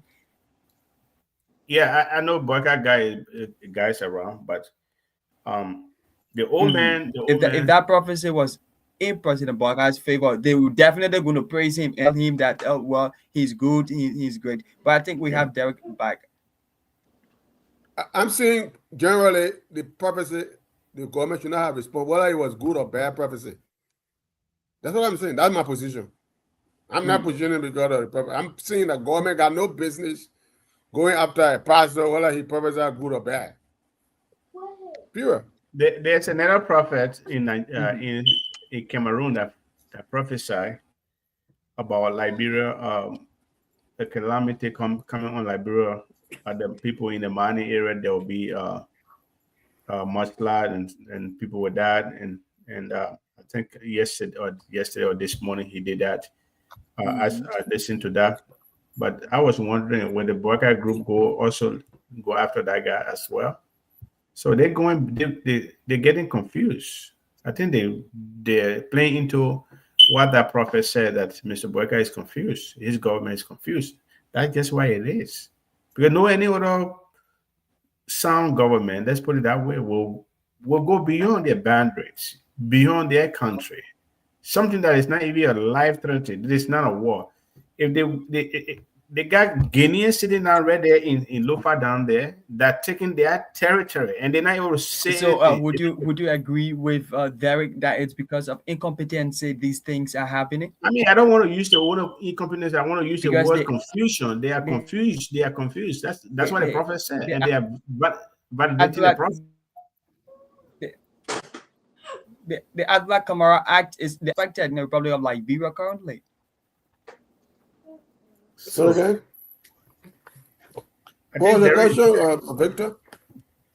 Jerry, you back or you still muted? I'm back. I don't know. Maybe it was that pastor prophecy that when you know that big President Boycott prophet. The prophet on your mic. Welcome my audio. But here's the thing. I know. I don't know. Glad to have you back. Thank you.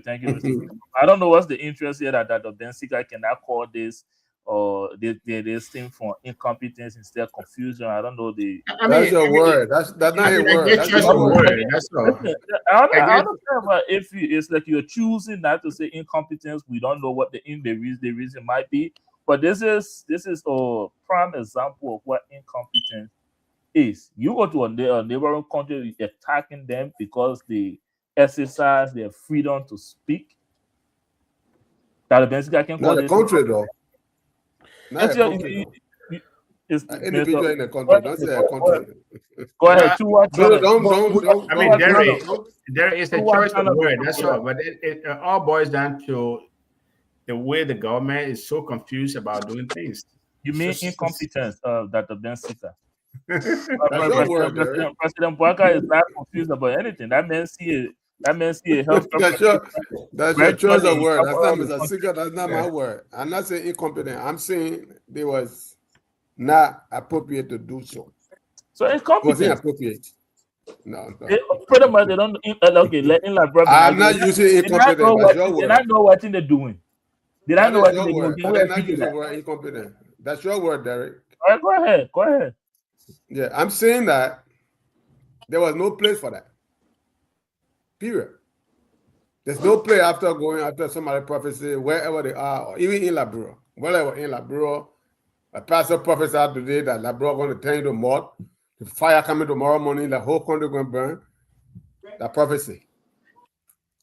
Boycott got a lot of work to do. The people in the firm, the secretary of the government got work to do. Instead of wasting resources to write a letter to a Nigerian counterpart about some other prophecy, and the response from the Nigerian government was very, very, very, very much clear to them that look, this is not something that we want to talk about. And they clear up there from the first two paragraphs of that statement, and that was shameful for them to the government to have been made shame in that manner in the region. That was disgraceful. It's what disgraceful for all to have gone that route. If Mr. Boycott is in the know of this, or if he's not in the know, people who did this should be fired. There's no reason for people to be sitting around here and making such an ABC mistake. The foreign ministry got a lot of work to do. The embassy got other business to attend, not to go writing letter to a pastor prophecy. It's just wrong, completely all the check at all. There's no reason for you going after somebody say that because somebody say, oh, Boycott will die tomorrow morning, so you go after them tomorrow. Come on, man. Please. We get that part. Why do you think you're doing that though? Why do you think you're acting the way they're acting? I can't say why, but they want to silence people. They want to they want to silence critical voices. I mean, that's not. You can't silence the word. So what you're saying is, you just very good at identifying problem. You don't honestly, you can't identify the reason why they're doing that. What part?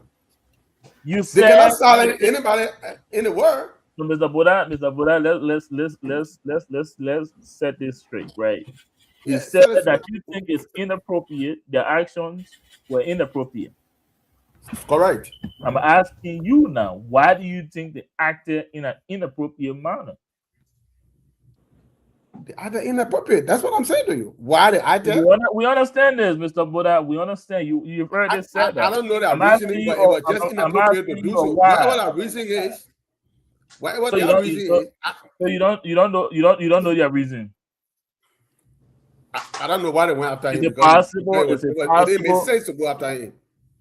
Is it It possible? didn't make sense for me to know that reason. Huh? Yeah, go ahead. You can just call somebody action inappropriate and can't even come up with a reason for why you think it's inappropriate and we should accept that. It's obvious it was inappropriate. You saw it. Why you ready somebody because to make a statement? We have established that we all on this panel agree was inappropriate. But the question here so what else you want me to say? What is your belief? Why do you think it was inappropriate? Why do you think they acted in such a way? For their own insecurity or whatever it is, or what he's saying makes sense to them. I don't know. Here's the thing. I'm saying I cannot speak in your mind. They're insecure. In my mind. I will move on. Whether they were insecure, I don't see the reason to be insecure for any reason for them to be insecure. I will move on. Because the prophecy is not something that will come to pass, or will come to pass. Mr. So Buddha, except the telling what excuse me. Go ahead. Except that Boga believed that what the man said, he confused. That's why I don't know. He proved that the man's statement was right. Yeah, but that's what I said. That they proved that. So I mean, that's the only thing I see in the days, because the man said they're confused, the country is confused, the people are confused. They are validated the man. They are validated. Yeah, that's what they did.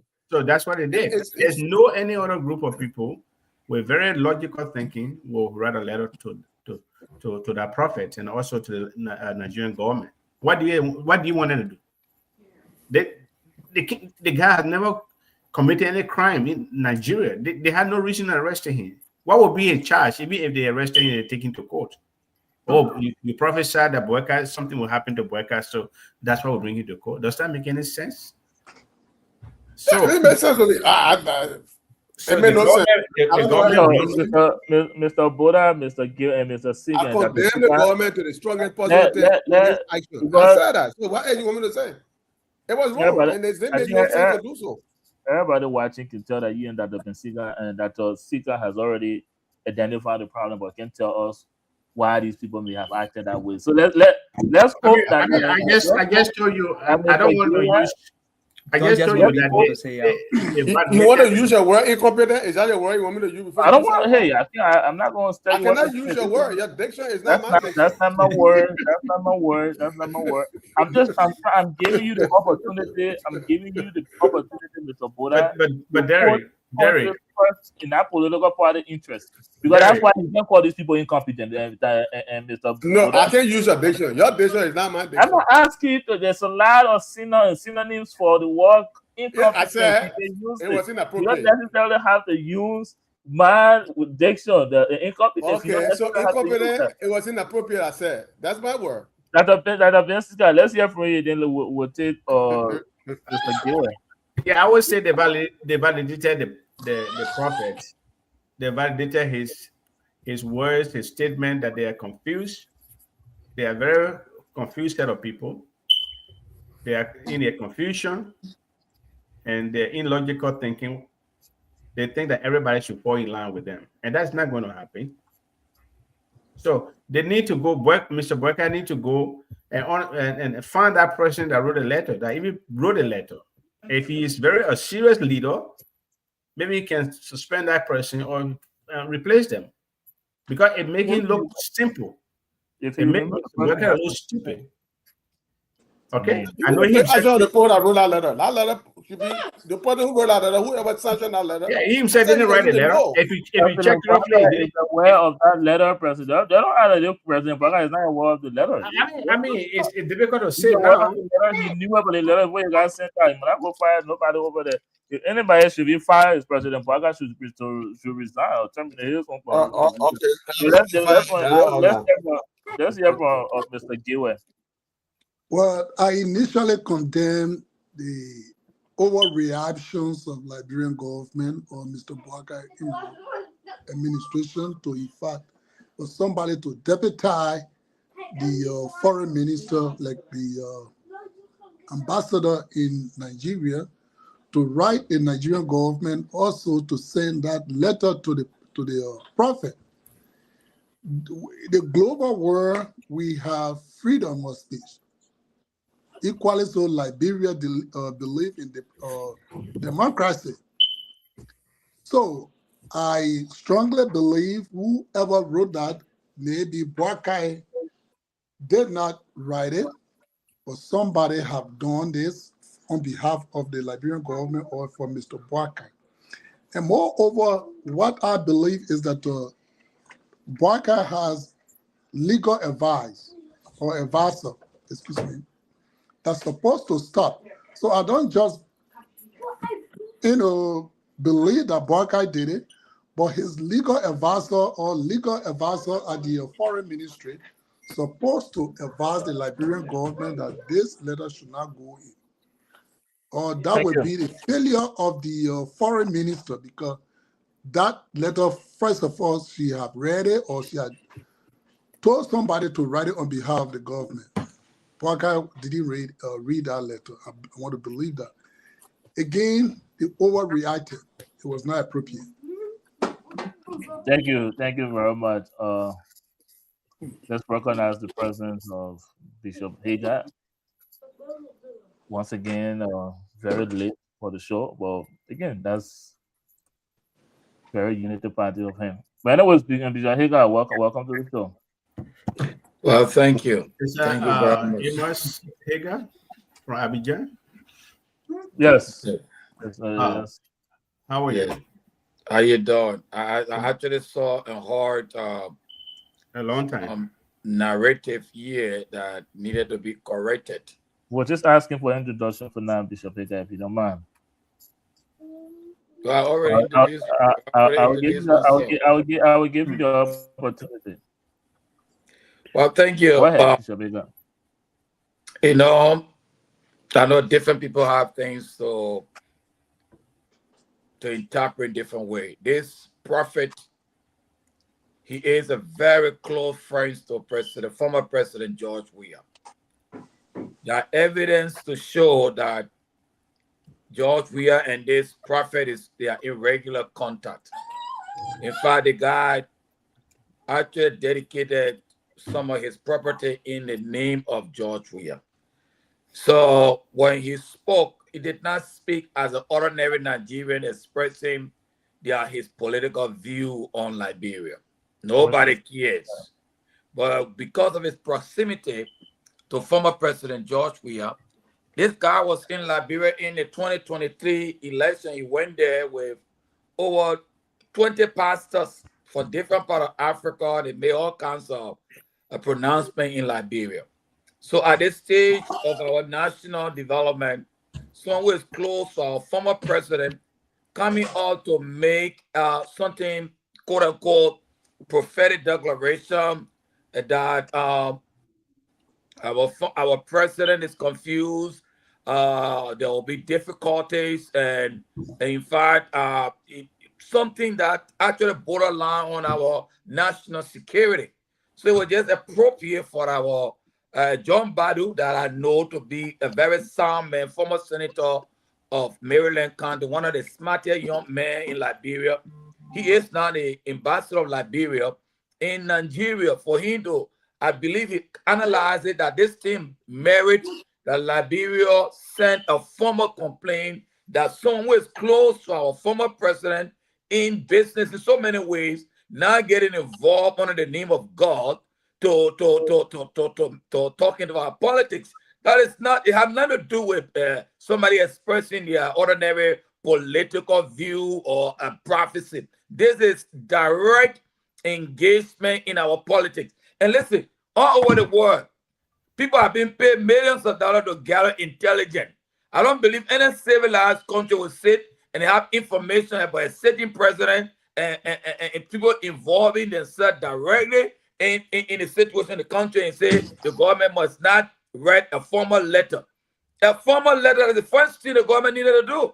To our ambassador and tell us, we will not allow people meddling into our politics, especially if you do not have anything to do. Please stay away from what is happening in Liberia. So I really don't think it's actually what we call incompetence, as you say. No. Thank you very much. Let me come in. Let me ask Bishop a question. I have a question for the Bishop. Dr. Sika, before I recognize you, I don't know, we don't have footage from Mr. Sheriff. What we do, we'll recognize his presence. I think he went on mute. So let's recognize the presence of Mr. Sheriff, and then we will just briefly introduce yourself, and then we'll hear from Dr. Ben Sika. Yes, thank you, my brother Derek, and let me say thanks to the panelists. Where's the guy? We can't see him. I want to first of all start by saying, Ninja. So if you can't show his face, I will leave the show. You see, this man can't show his face. Let him show his face. We can see the guy. Yeah, we didn't see him. No, I can't be on the show. Are you working on getting your footage on the video? Yeah. So man. let me give him a chance to So let me first of all extend my thanks and appreciation to you and the entire team, and to extend an apology. The reason why I am not live is because, of the location, and sometimes when we are on the clock, some of these things are prohibited. But yet, it will not stop us from contributing towards national discussion. And that's the reason why we are here. So I hope the panelists, understand that in defense of our nation, in defense of our democracy, you actually stealing the people's time. That's not a good work. May not be too necessary. But having said that, we are here. My name is Prince N. Sharif. We run a platform under the Palava Hut, and we are also a privileged panelist of this, unique broadcast. And we are happy to be here to contribute our own quota. So thank you. We are here. Thank you, Mr. Sheriff. We'll come right back to you. But let's hear from Dr. Ben Sika. Yeah, thank you. Thank you very much. So my question goes to Bishop Hager. I know him very well. Probably begin there. But the question, he says something. You said something, Bishop, about the Georgia proximity to that particular bishop or pastor that prophesied. Are you telling me that God will not speak to this man because of his proximity to Joshua? That's a very good question. It's because of his closeness to Joshua, his prophecy is discredited because it's being influenced by a relationship. So God does not speak to him because he has proximity to Joshua. He was speaking of the political relationship. It's not prophecy.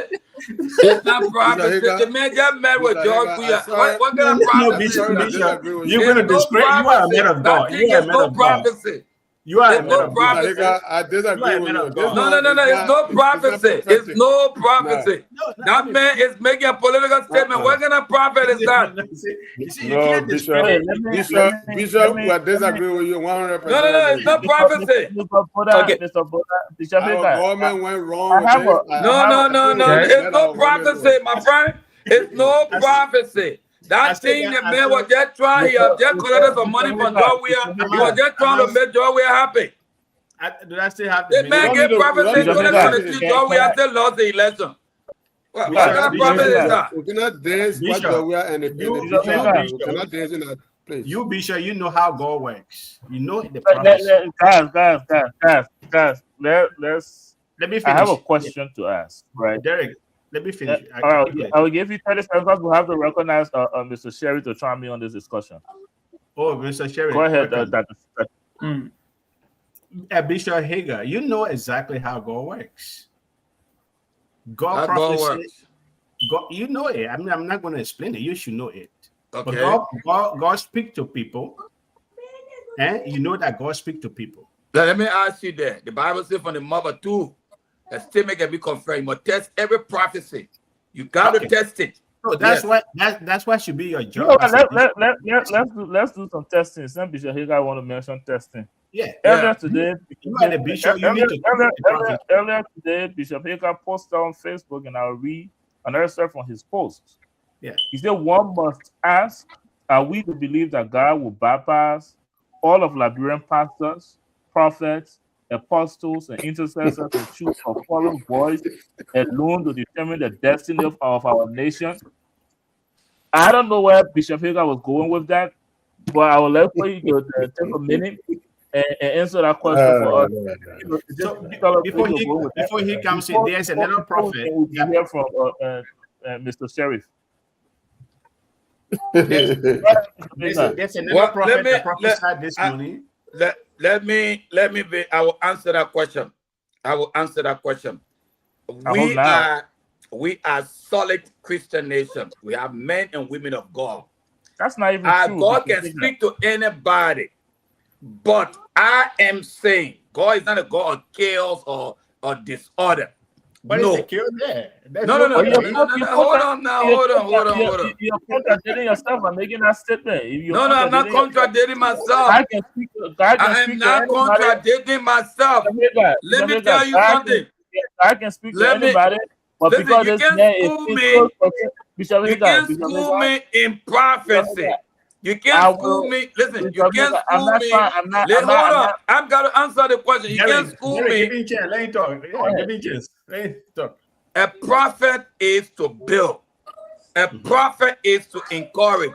If I receive a prophetic word for Liberia as a sound man of God, I will get in contact with the council of churches. I will get in contact with the spiritual leaders in Liberia and tell them this is what God said to me. Let's pray for your nation. You don't come on television to come up with some charade to get what you want to get out of that. So it is a political. That man is not bishop. So you want me to direct his prophecy? I'm saying to you, that's what the man prophet is not to sow chaos. Bishop Hager, that's what the man wanted. The man wanted what he wanted. He got it. You acknowledge what he said. That's why government acknowledge his statement. That prophecy, the man said he prophesied. I can calculate all the prophecy the man had given, and they are all false. He prophesied to the Nigerian football team. We ain't gonna pay no credit to that man. He's no prophet. He's no prophet. Leave me alone. I mean, we did. So why are you worried over someone who you claim to be false and you writing letters and all? What do you worry about? If you already know that he's nothing, why the insecurity? We're not going to pay attention to that man. It's not real. Listen, prophecy don't vote. Let's wait for 2029. We're not paying attention to that man. Prophecy don't vote. Let's come and vote in 2029. See what a job we are winning. Period. Validated this man. We validated the man thoughts. He said the government of Liberia have validated the man every statement he made. What validated? What validated? The prophet said. If you know how many pastors in Nigeria making prophecy against him right now. Bishop forget about that. I don't care what you make a prophecy. Mr. Boda, let me take over the show for a second. Bishop Hager, thank you. Go ahead. If you will protect him, it's amazing the amount of time you contradict yourself. I have to say this to you. First of all, this man, we're not gonna pay him no man, but your government has already sent a communication to him. That's number one. A diplomatic letter. That's all. You said let Bishop Hager protect him, please. God chooses who to speak to. You said that on the show and in your Facebook post, but then you add to it that God must tell the man to reach out to the council of churches. Is there like a procedure for how the man can give him prophecy? Is that what you're telling us? If God chooses who he can, Bishop Hager, I want you to give out his prophecy. If God can choose let me tell you. Bishop Hager, Bishop Hagar, Listen. I want you to. I protected you. I need you to protect me as well. I have a question for you, and you will allow me to get to that question. Thank you. Go ahead. If God can choose whom He prophesies to, don't you think He will also tell them within this prophecy how to give that prophecy? But no, you're not accepting the prophecy only because the man was in close proximity to former President George Manuel Weah. So now the criteria for prophecy here is don't be in close proximity to the former president or the opposition leader. Is that what you're saying? I want you to hold on to that question, and let's hear from Mr. Sheriff because he's been listening for a while. Mr. Sheriff, you're recognized. Thank you, my brother Derek. And let me say again to the panelists, our intention here is to sharpen the contradiction.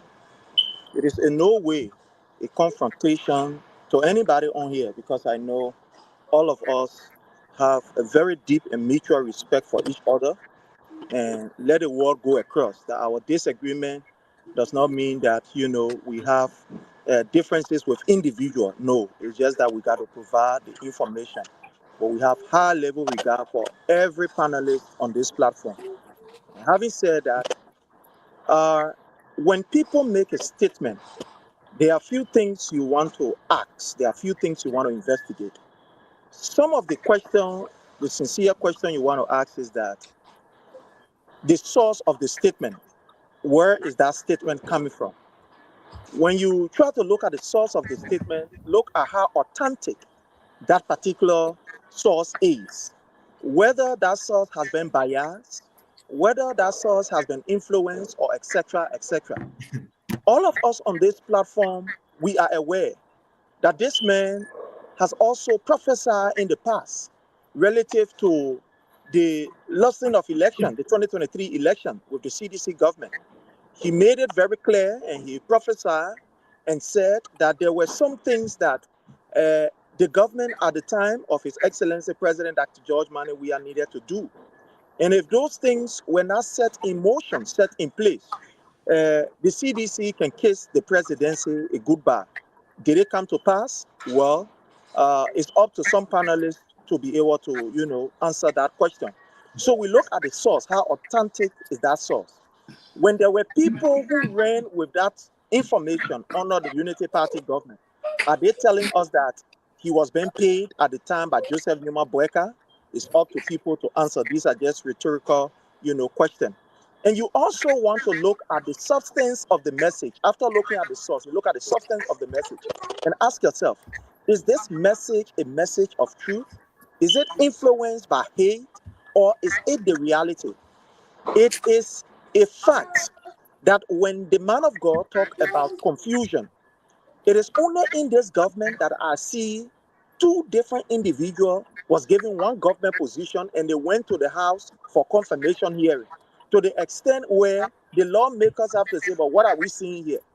Two Ayoka to be nominated or to be confirmed only one position. Is that not confusion? Let's look at another confusion again.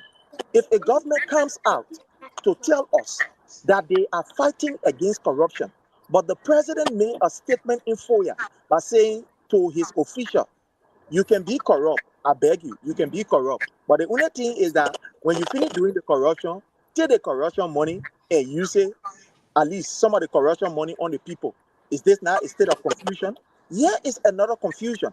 When the government come up to tell us that they are fighting corruption, but here is it, that a Mo Ali will use almost 300,000 to build a pump in Bapolu that only lasted for 1 week. And unfortunately, this Mo Ali is not prosecuted. Is this not confusion? If the executive will come up to tell us give that him time because they've created. you gotta give him time. You gotta give him. We're not here to hide. I got control of the show. Wrap up in 20 seconds, Mr. Sterry. I need to be protected. Thank you.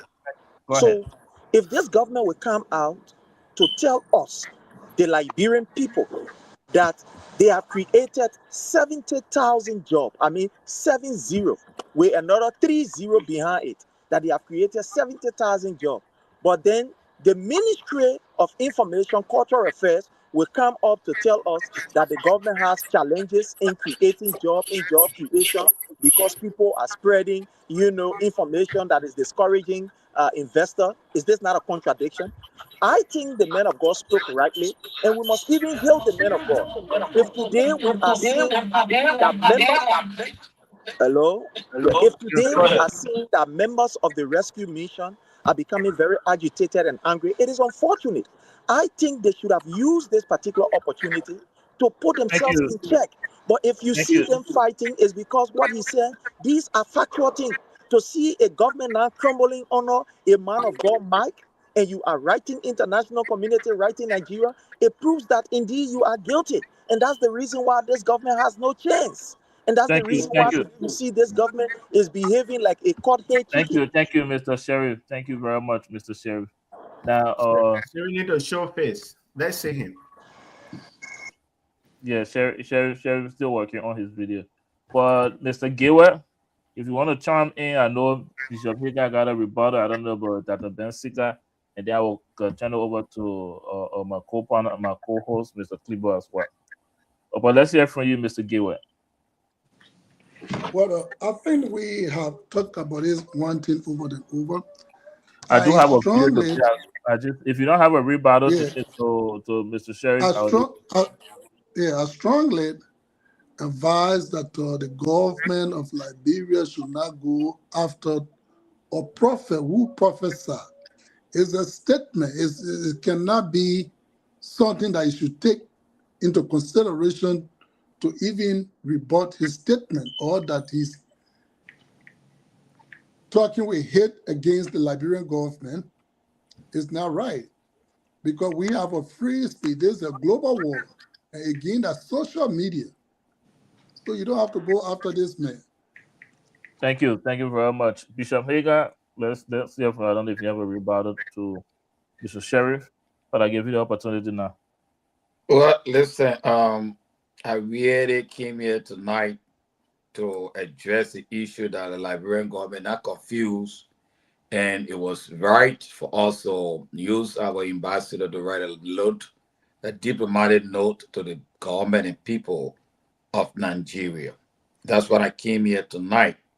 Well, I would say to all of us, that Mr. Sherry said that this man of God is credible.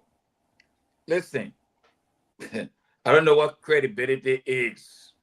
I don't know, but this man holds no credibility even within the Nigerian religious cycle. I can tell you a lot of great men of God in Nigeria. We respect great men of God in Nigeria. And they don't even respect him in any way and form. My point is that for a prophet, I just want you to look at the timing. To have a close relationship, just opposition leader or former president visited the men's church, they have engagement, what have you. Listen, I think his love for we are using that connection to promote. Because we are just visited men's church. They have relationship. Why the prophecy did not come ever send? Why is it because when we are came there and he did order that then he have to give prophecy? It's very fishy. It's very, very fishy, man. Let's be honest. I want to hold you there and ask you a question though. To what Mr. Sherry said as far as this being authentic and the source, or can you confirm if what Mr. Sherry said that this same prophet or man of God has prophesied before in the previous administration and that prophecy came to be as far as the previous administration losing the election? Are you aware of that prophecy as well? That's a blatant lie. The video is there. The only thing he said, Joe, we're going to win first round. And he said, if it went to second round, Joe, we will not win. Did Joe win the first round? No, absolutely no. Joe did not win, my people. So you are saying the Sheriff's statement on this prophecy, this man prophesying that former President Weah will lose the election. No, he did not say President Weah will lose. So the video there, the evidence there. The evidence, the man said that we are going to win all right on the first round in 2023 when we were in Liberia.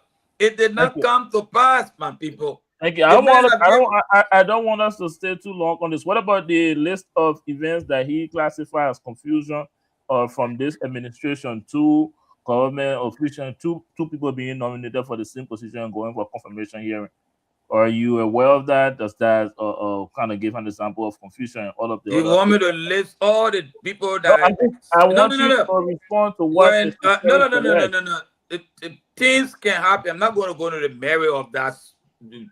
But would you say that was like an example? Listen, I will not waste time on that. I'm not here for political statement. Prince Chevy want to make political statement. I'm getting here tonight. I'm asking you a simple question, Bishop Hiccup. You're not responding to it. That's what you're saying. I would not. All the things he listen, let him go ahead and continue to listen. 2029 is coming. That's it. Why we worry about election? You just need We're not worried about election. We're not worried about election. We are only saying that prophecy don't vote. Mr. People, if you have any questions, you can take over from me. Hello. Yes, let's hear from Mr. Klebo first. Yeah. To the bishop, I mean, I want to understand for you. Do you believe that God can speak to anyone at any time? Well, I said it this morning. If you asked me a question. And I want to respond to you. The question is a very significant question. I said, this is what I said. One must ask, are we to believe that God will bypass all the great men and women of God, all the prophets in Liberia, apostles, intercessors, and choose a foreign voice alone to determine the destiny of our country? Certainly God can speak to whoever he chooses. But Liberians, we will not become so spiritually dependent on external voices when we have our own men and women of God. That's what I said. I believe that God is not an order or disorder. If a man of God have a prophecy about Liberia, he very care about Liberia, they have sources, they are men and women of God, they are the council of churches, they are reputable organization. He can call them and say, this is what God said. You come on TV or what social media to discredit the whole nation. Do you know how many prophecies we hear about Nigeria? Do you know what happening there? If you will just work on start talking about Nigeria, we get men and women of God in Nigeria that we can call and say, listen, let's pray for your nation. Thank you. So lastly, before I take leave of you, are you saying that God should have used a Liberian to have that prophecy done? Because according to you, he said they are able prophets in Liberia than what foreign. I'm saying to so are you saying that God should have used people from here? Maybe you don't understand what I'm saying. The prophecy always will be tested. There have to be confirmation. You can't just take prophecy in the Bible. You can't just take it like that. There's always a test. And if you love a country, if you want the best, a prophet is not a doom. A prophet, when we read the Bible, when God gave prophetic word, he will show the way. He will show the way how Israel will come back, how they need to do this. You can't just come and just throw words and leave it hanging. You don't know how prophecy works. Thank you, Bishop. Dr. Ben-Sika, let's hear from you. Then after we recognize before comments. The whole thing, the whole debate or argument about this, I don't think we need to take it further. Okay? I don't think we need to take it further. The Bishop Hagar argument that because this man of God prophesied the last time and didn't come true, and his close proximity to Joshua automatically disqualify his prophecy. If that is the case, then the Boyka government need to be happy about that.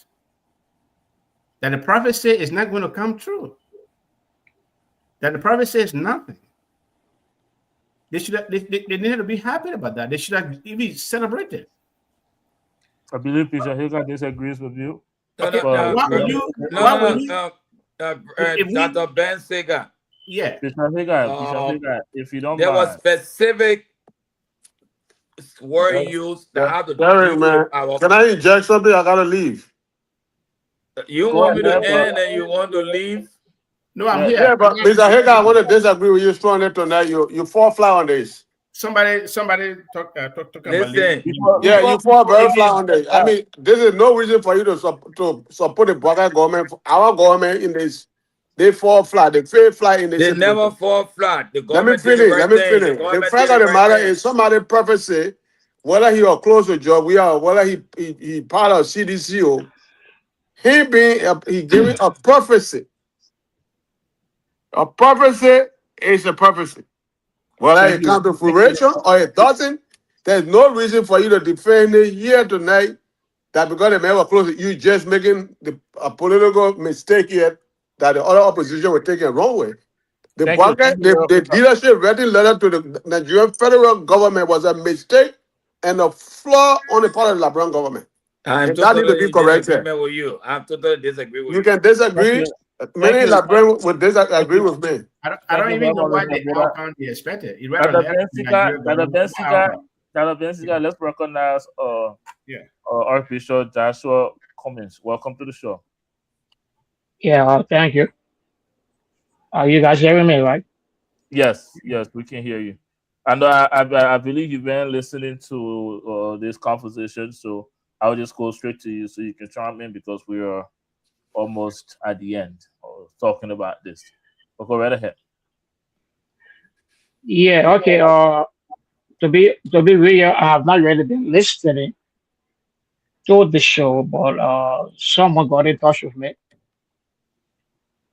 Wait, name Prince, right? Prince got in touch with me and he said he read my post on Facebook in regards to this whole prophecy saga that is going on. Okay, or that have been taking the internet.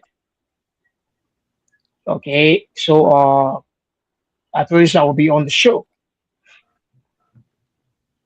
Okay, but one specific area I basically want to talk on, right, is when this prophet or bishop or whoever said that the president is confused or in the confused state of mind. Now, others decided I will use the word from a philosophical perspective. They decided to analyze, and from the analysis, they believe that it was provocative. Okay, or this guy tried to insult the president of another nation based upon the fact that he is from Nigeria. Okay, so he should not have said the president is confused, the nation is confused, the economy is confused. Okay, so I do not know what you guys have covered. Okay, but I just want to come in from the angle. All right, if you guys permit. Now, it is important to understand that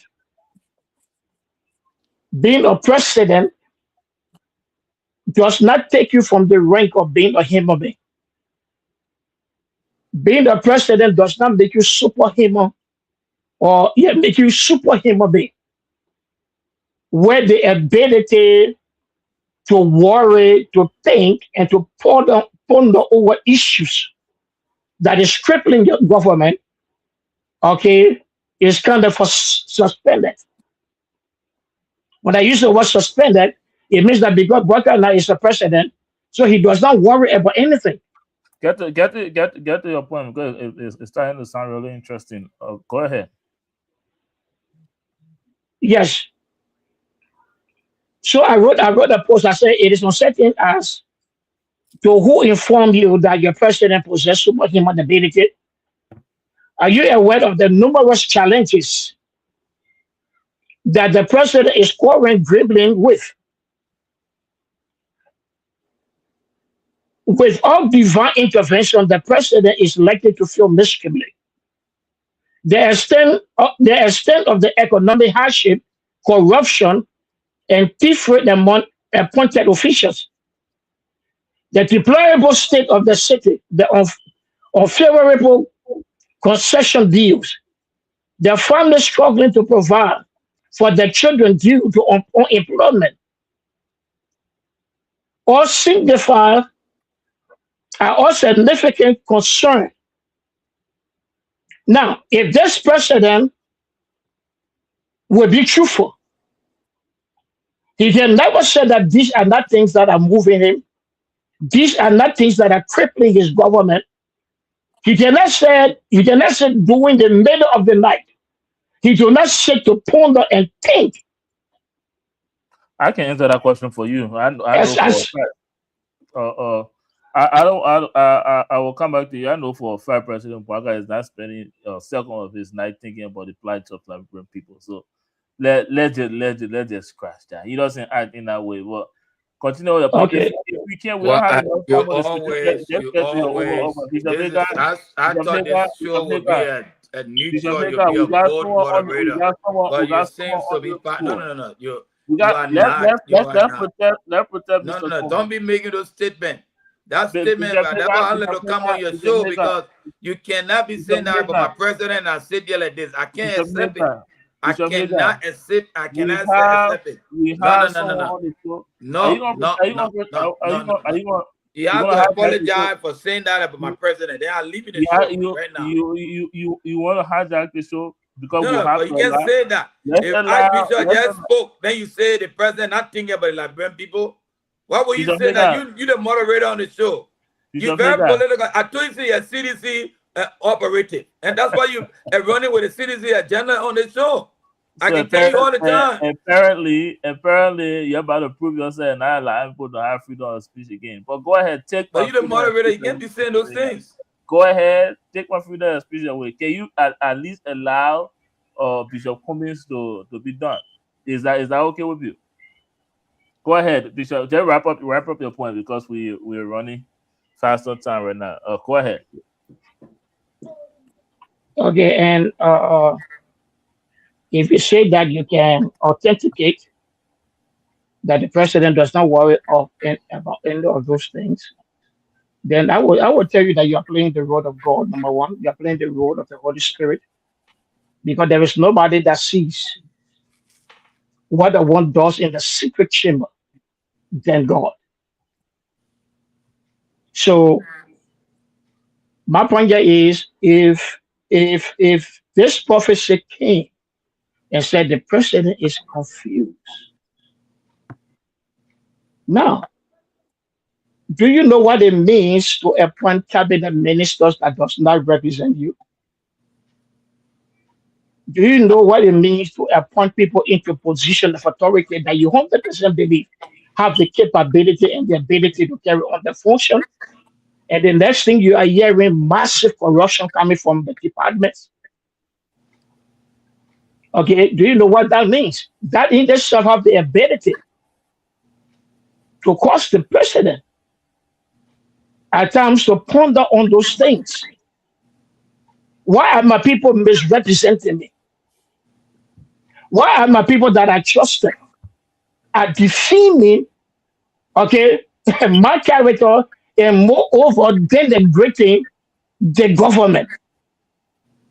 So whenever you see a government that is being run, you see the government that is being run, and the expectation for which they were voted into power is not being, I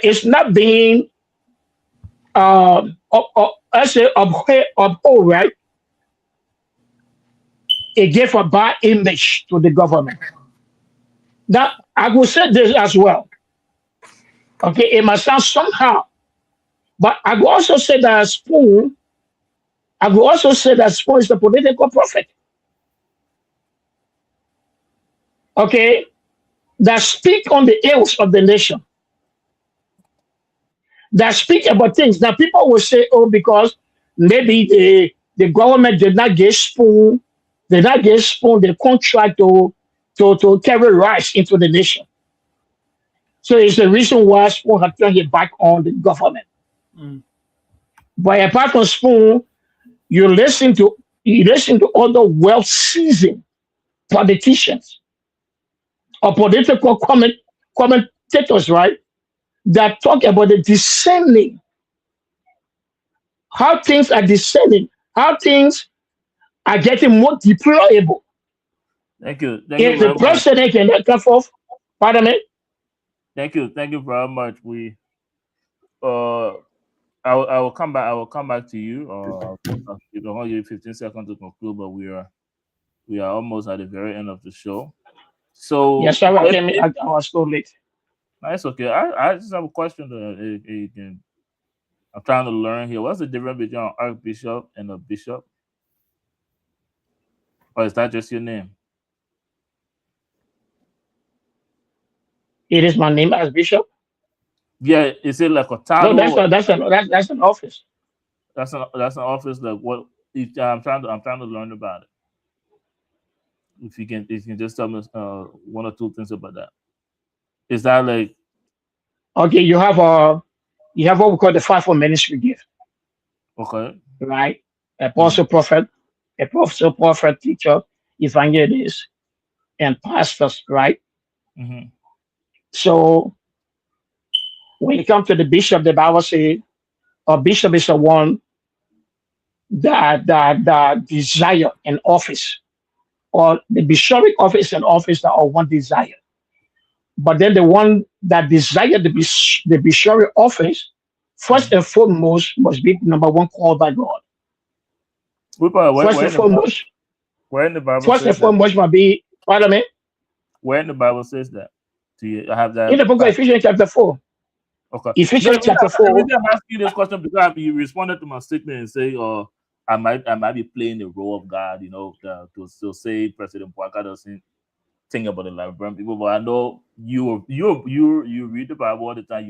You're aware that the Bible says that by their fruit you shall know them, and we will translate that into real life. I think the fruit President Boakai is producing can back up the statement. And then, I was asking for your role because I'm trying to make a point that you will be aware of it.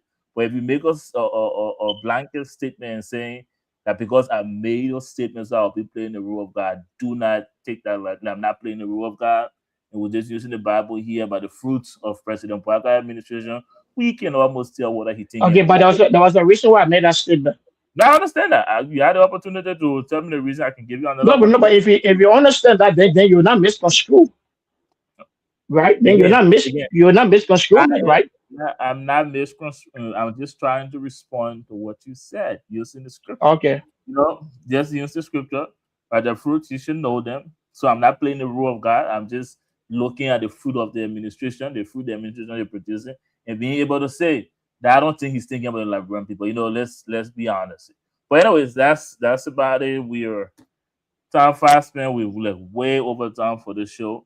So let me go back to my co-host, and then we will take our final break. When we come back, we'll give you guys the opportunity. I gotta leave now. You got it. Okay. All right. So do you guys want to just quickly do our closing and then? Yeah, I want to say thank you to everybody. It was a good time that we had to discuss issues concerning our country. I don't think people should put their personal feelings in this thing here. It's our country. Everybody got a stake in that country. And so we try to discuss the issue. It's not that somebody just against Mr. Boakai, or it could be any other person in leadership that is not doing well. That's we will still talk the same thing. But we just want Mr. Boakai to do the best. And let them, through the process, if they made mistake, let them admit it. And admitted that we made mistake. What they did there to go to Nigeria, send stuff to Nigeria, was a total blunder. There's no justification for that. Okay, and number two, everybody will not follow you. Everybody will not like you. Even as Jesus Christ, who came to this word as clean as he was, is still happy with that didn't like him. So everybody not going to like him, Mr. Boakai. But what he needs to understand is that everybody in that country is a Liberian, and he is the president for them. Whether they like him or they don't like him, he should also understand that he is the president for them, and stop going after critical voices. So that's what I would say. So thank you, gentlemen. We'll talk another time. May God bless everybody. Take care. Okay. Thank you. Oh, Thank you very much. Yeah. Mr. Darren, let me Gilbert, just get my final. Yes. yeah, go ahead. Let me just say it again. We implored Joe Boakai and a course of officer. He working for us. And this is not a monarchy. It's a democracy. Where we see wrong thing, we have to discuss it. For one to leave his country just for statement made by so-called prophet to write, you know, the response that came to Liberia. It's not just Mr. Boakai, who were made little by even the prophet, so-called prophet. Again, the response from the government, it was not right. Before any communication or corresponding leave Liberia to the neighboring country or to her counterpart, I think the legal advisor should be able to examine that letter, to read or proofread that letter before it goes out. That is very important because it's a nation. It's a nation. So, you know, one thing I have to say is that Nigeria is another country. They are full of violence. Even the soldiers that came to keep peace, we knew about that. So for that prophet to stand before gathering or his congregation to belittle Mr. Boakai, it was not necessary. So they should not write any of those letters anymore when it comes to freedom of speech or so-called prophecy. So I'm saying there to tell the leadership that we should not follow people like that anymore. Thank you so much. Thank you very much, Mr. Gilbert, for your contribution tonight. Always on previous episodes you've joined us on.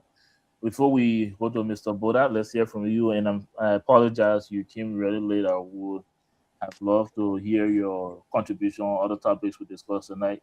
And hopefully we'll see you next time. This show comes on every Wednesday at 6 p.m. So I'm looking forward to hearing from you again. But for now, let me give you the opportunity now to just give us your closing remark.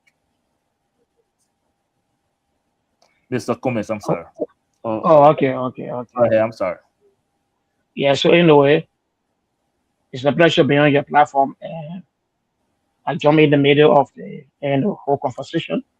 So I do not know where you guys started from. Okay, but my best as a religious leader, my best advice I can give, okay, to the president, to the government of the Republic of Liberia is be wise. Do not just look at the provocative part of the prophecy. And when you say what the provocative part of the prophecy, in essence, what I'm saying, others believe, especially those in the government officials, other citizens believe that the president was denigrated, the president was disgraced by this prophet. Okay, but it is expedient that the government as well do not take this prophecy lightly. Because you see, when it comes to prophecy, no matter who is being used, or no matter how that prophecy lingers, okay, the only way you can authenticate that this prophecy is not real, it is fake, okay, is to give it the period of time that he said, beginning now until the end of the tenure of the president. X, Y, and Z will begin to take place. X, Y, and Z will happen. So now we cannot say that this prophecy is not authentic, it's not real. Okay, and they will see things unfolding.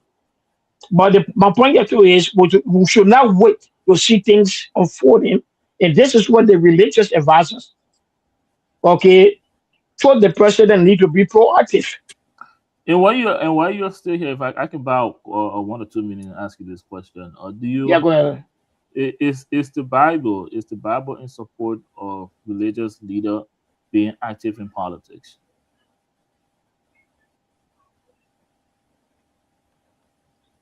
Well, if you look at David in the Bible, So let's not look at David. Let's look at Jesus Christ. Jesus Christ in John 17:16 said his followers are no part of the war. Again, the question is the Bible in support of Yeah, but do not only just look at Jesus. Now the Bible says when the righteous is in authority, who are considered the righteous? The righteous are Christians. The righteous are believers. Staunch for the word of Christ. So it could be an ordinary member. It could also be a religious leader. All right, and so that's why it is also vital. Okay, that Christians begin to take initiative to run for those political offices, because the Bible says when the righteous is in authority, the nation rejoices. You know what the word. So to your question, absolutely yes. The Bible supports religion. Absolutely, absolutely. So for the local things, you believe that if the religious people, engage themselves into this politics, there will be a change to Liberia? According to the scripture, absolutely yes. Because the Bible said the nation will rejoice. Right? Before I come to Mr. Buddha, this final question to this. I wish you came on the show earlier because I was trying to get the show. Yeah, I wish so. Yeah. Do you think Jesus Christ was righteous? Jesus Christ. Do you think he was righteous? Well, from the Bible, there was no one. You think we can't say Jesus Christ wasn't righteous? We can't say that. Okay. So if you need a yes or no question, I would say yes, 100%. What do you mean you would say yeah? You don't think Jesus was righteous? No, but you said you don't want explanation. You just say you can answer yes or no, right? All right. So all right, we can all agree Jesus Christ was righteous, but he never, all the time he was on earth until he left, he never one day encouraged his followers to run for any political office. There were a lot of politics in his days.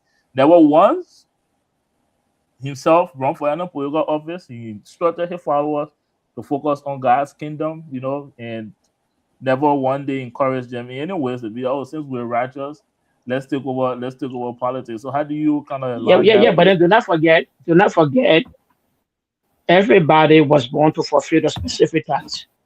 I understand Jesus' assignment was to liberate humanity. Okay, was to bring freedom to humanity. That was his assignment. But the Bible says, for the purpose the Son of God was manifest that he might destroy the works of the enemy. Right, to emancipate humanity from the slave market of the enemy. His assignment was to bring salvation to humanity. Okay, so his assignment could be different from my assignment, different from your assignment. So everybody is born into this world to fulfill a specific purpose.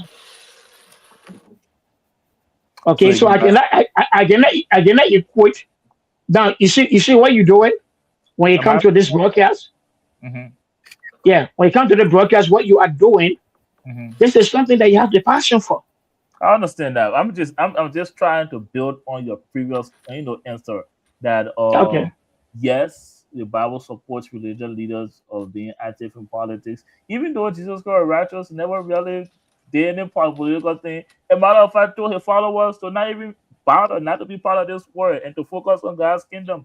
Well, Archbishop Joshua Cummings said everybody got different purpose. Forget about what Jesus got to tell about what we'll focus on. We got different purpose. I'm just saying, does the Bible support your position on this particular subject matter? Does the Bible support my position on? Yeah, that people should forget about what Jesus said. God Jesus tell to us, focus on God's kingdom. That's where your focus should be. You should stay away from the world. I can get it with John 17:16. It's right here. Say focus on God's kingdom. Do not be a part of this world, but you're kind of contradicting that right now and say everybody got different purpose in life here. So religious leaders should be active in politics. So but do not forget. Do not forget, as Christians, we are the light of the world, right?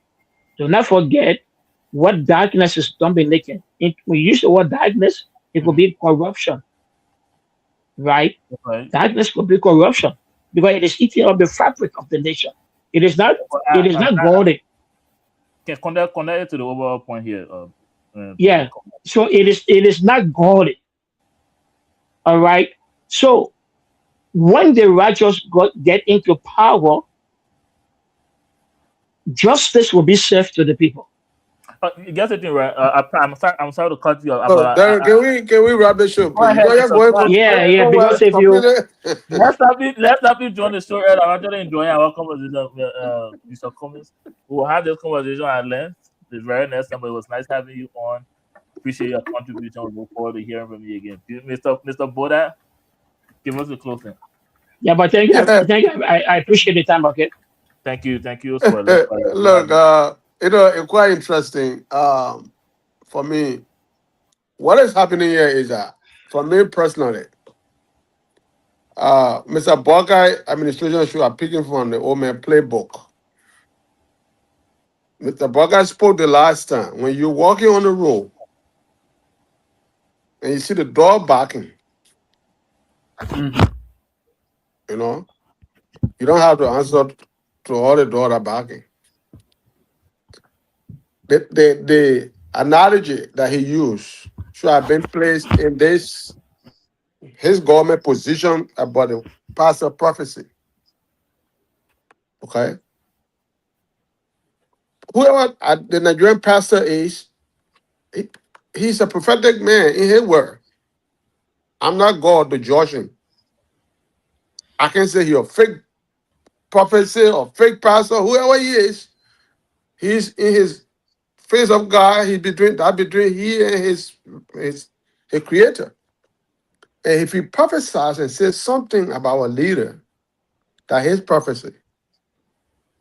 Mr. Bwaga and the administration got a lot to do for the Labrador people that he's doing, that he's striving to make Labrador better.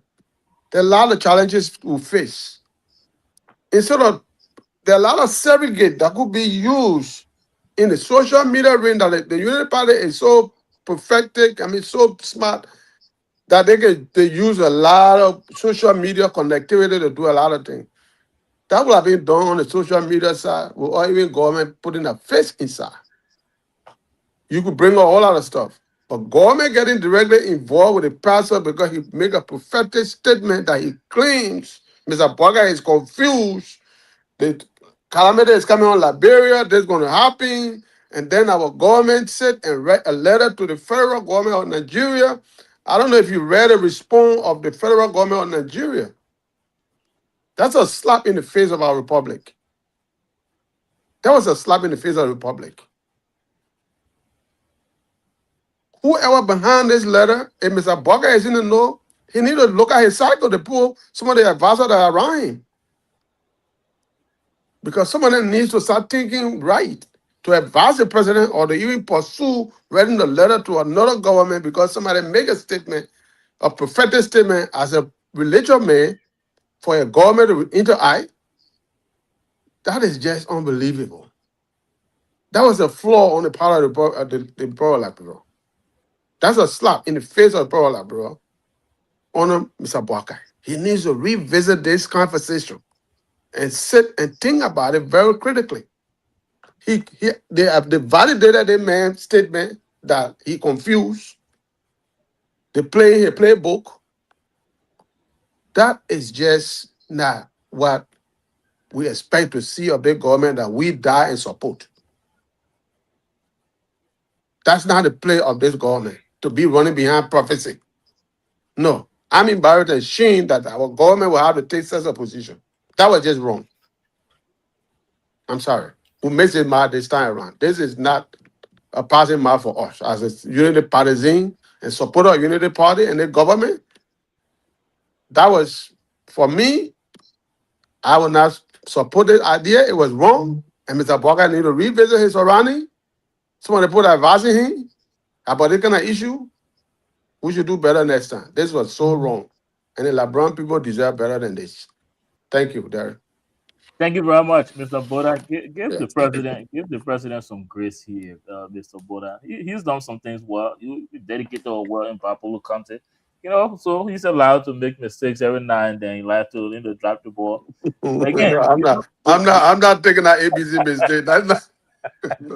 Well, No, it's that's always, not the play my old man supposed to be. My old man not supposed to be in that game. No, yeah, let the old man leave our country. yeah, we lay him, but this one the fall flat. That one that I ain't gonna lie to him. The man old. The man in retirement. Yeah, The man he's was old. I got it. He old, but this the one, the president one that's was surrounding him, that pursued this letter. you be acting that man been some type of wise man from the time he was young. The people He's a wise surrounding man. He does a lot of wise things. But this one we made him, me that's the fall problem. flat. President Barack himself is the problem. The man know what he's doing.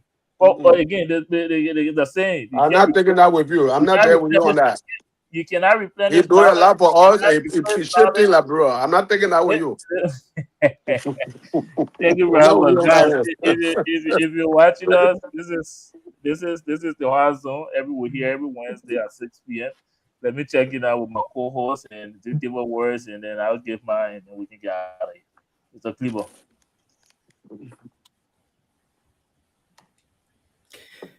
Okay, then we want to say thanks to all those who watched and those who were unable to. Probably right after this broadcast, you'll be receiving out the podcast. You can go over it again and don't miss it.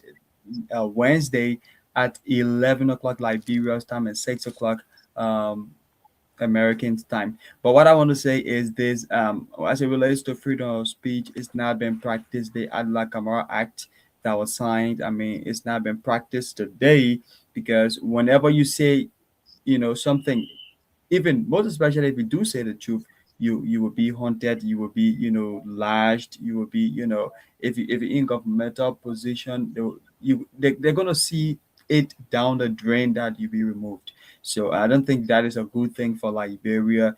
This is our country. This is our country. We want the best for Liberia. We need the best for Liberia. So to those out there responsible for those things, we ask that you calm yourself down, because people need to speak out their minds. If people are not allowed to speak out their mind, they get traumatized. We did see what happened to Jusu, right? Jusu being traumatized. He couldn't speak out to nobody because it was kept within him. So this government should not allow us to just silent and keep things within our heart and go down the drain. Instead, let we air them out, let the people air them out, and then we find a remedy to them. So don't miss it next Wednesday. We're gonna be here again to bring to you more. It was nice being here. Thank you very much. Thank you very much, Mr. Cleaver.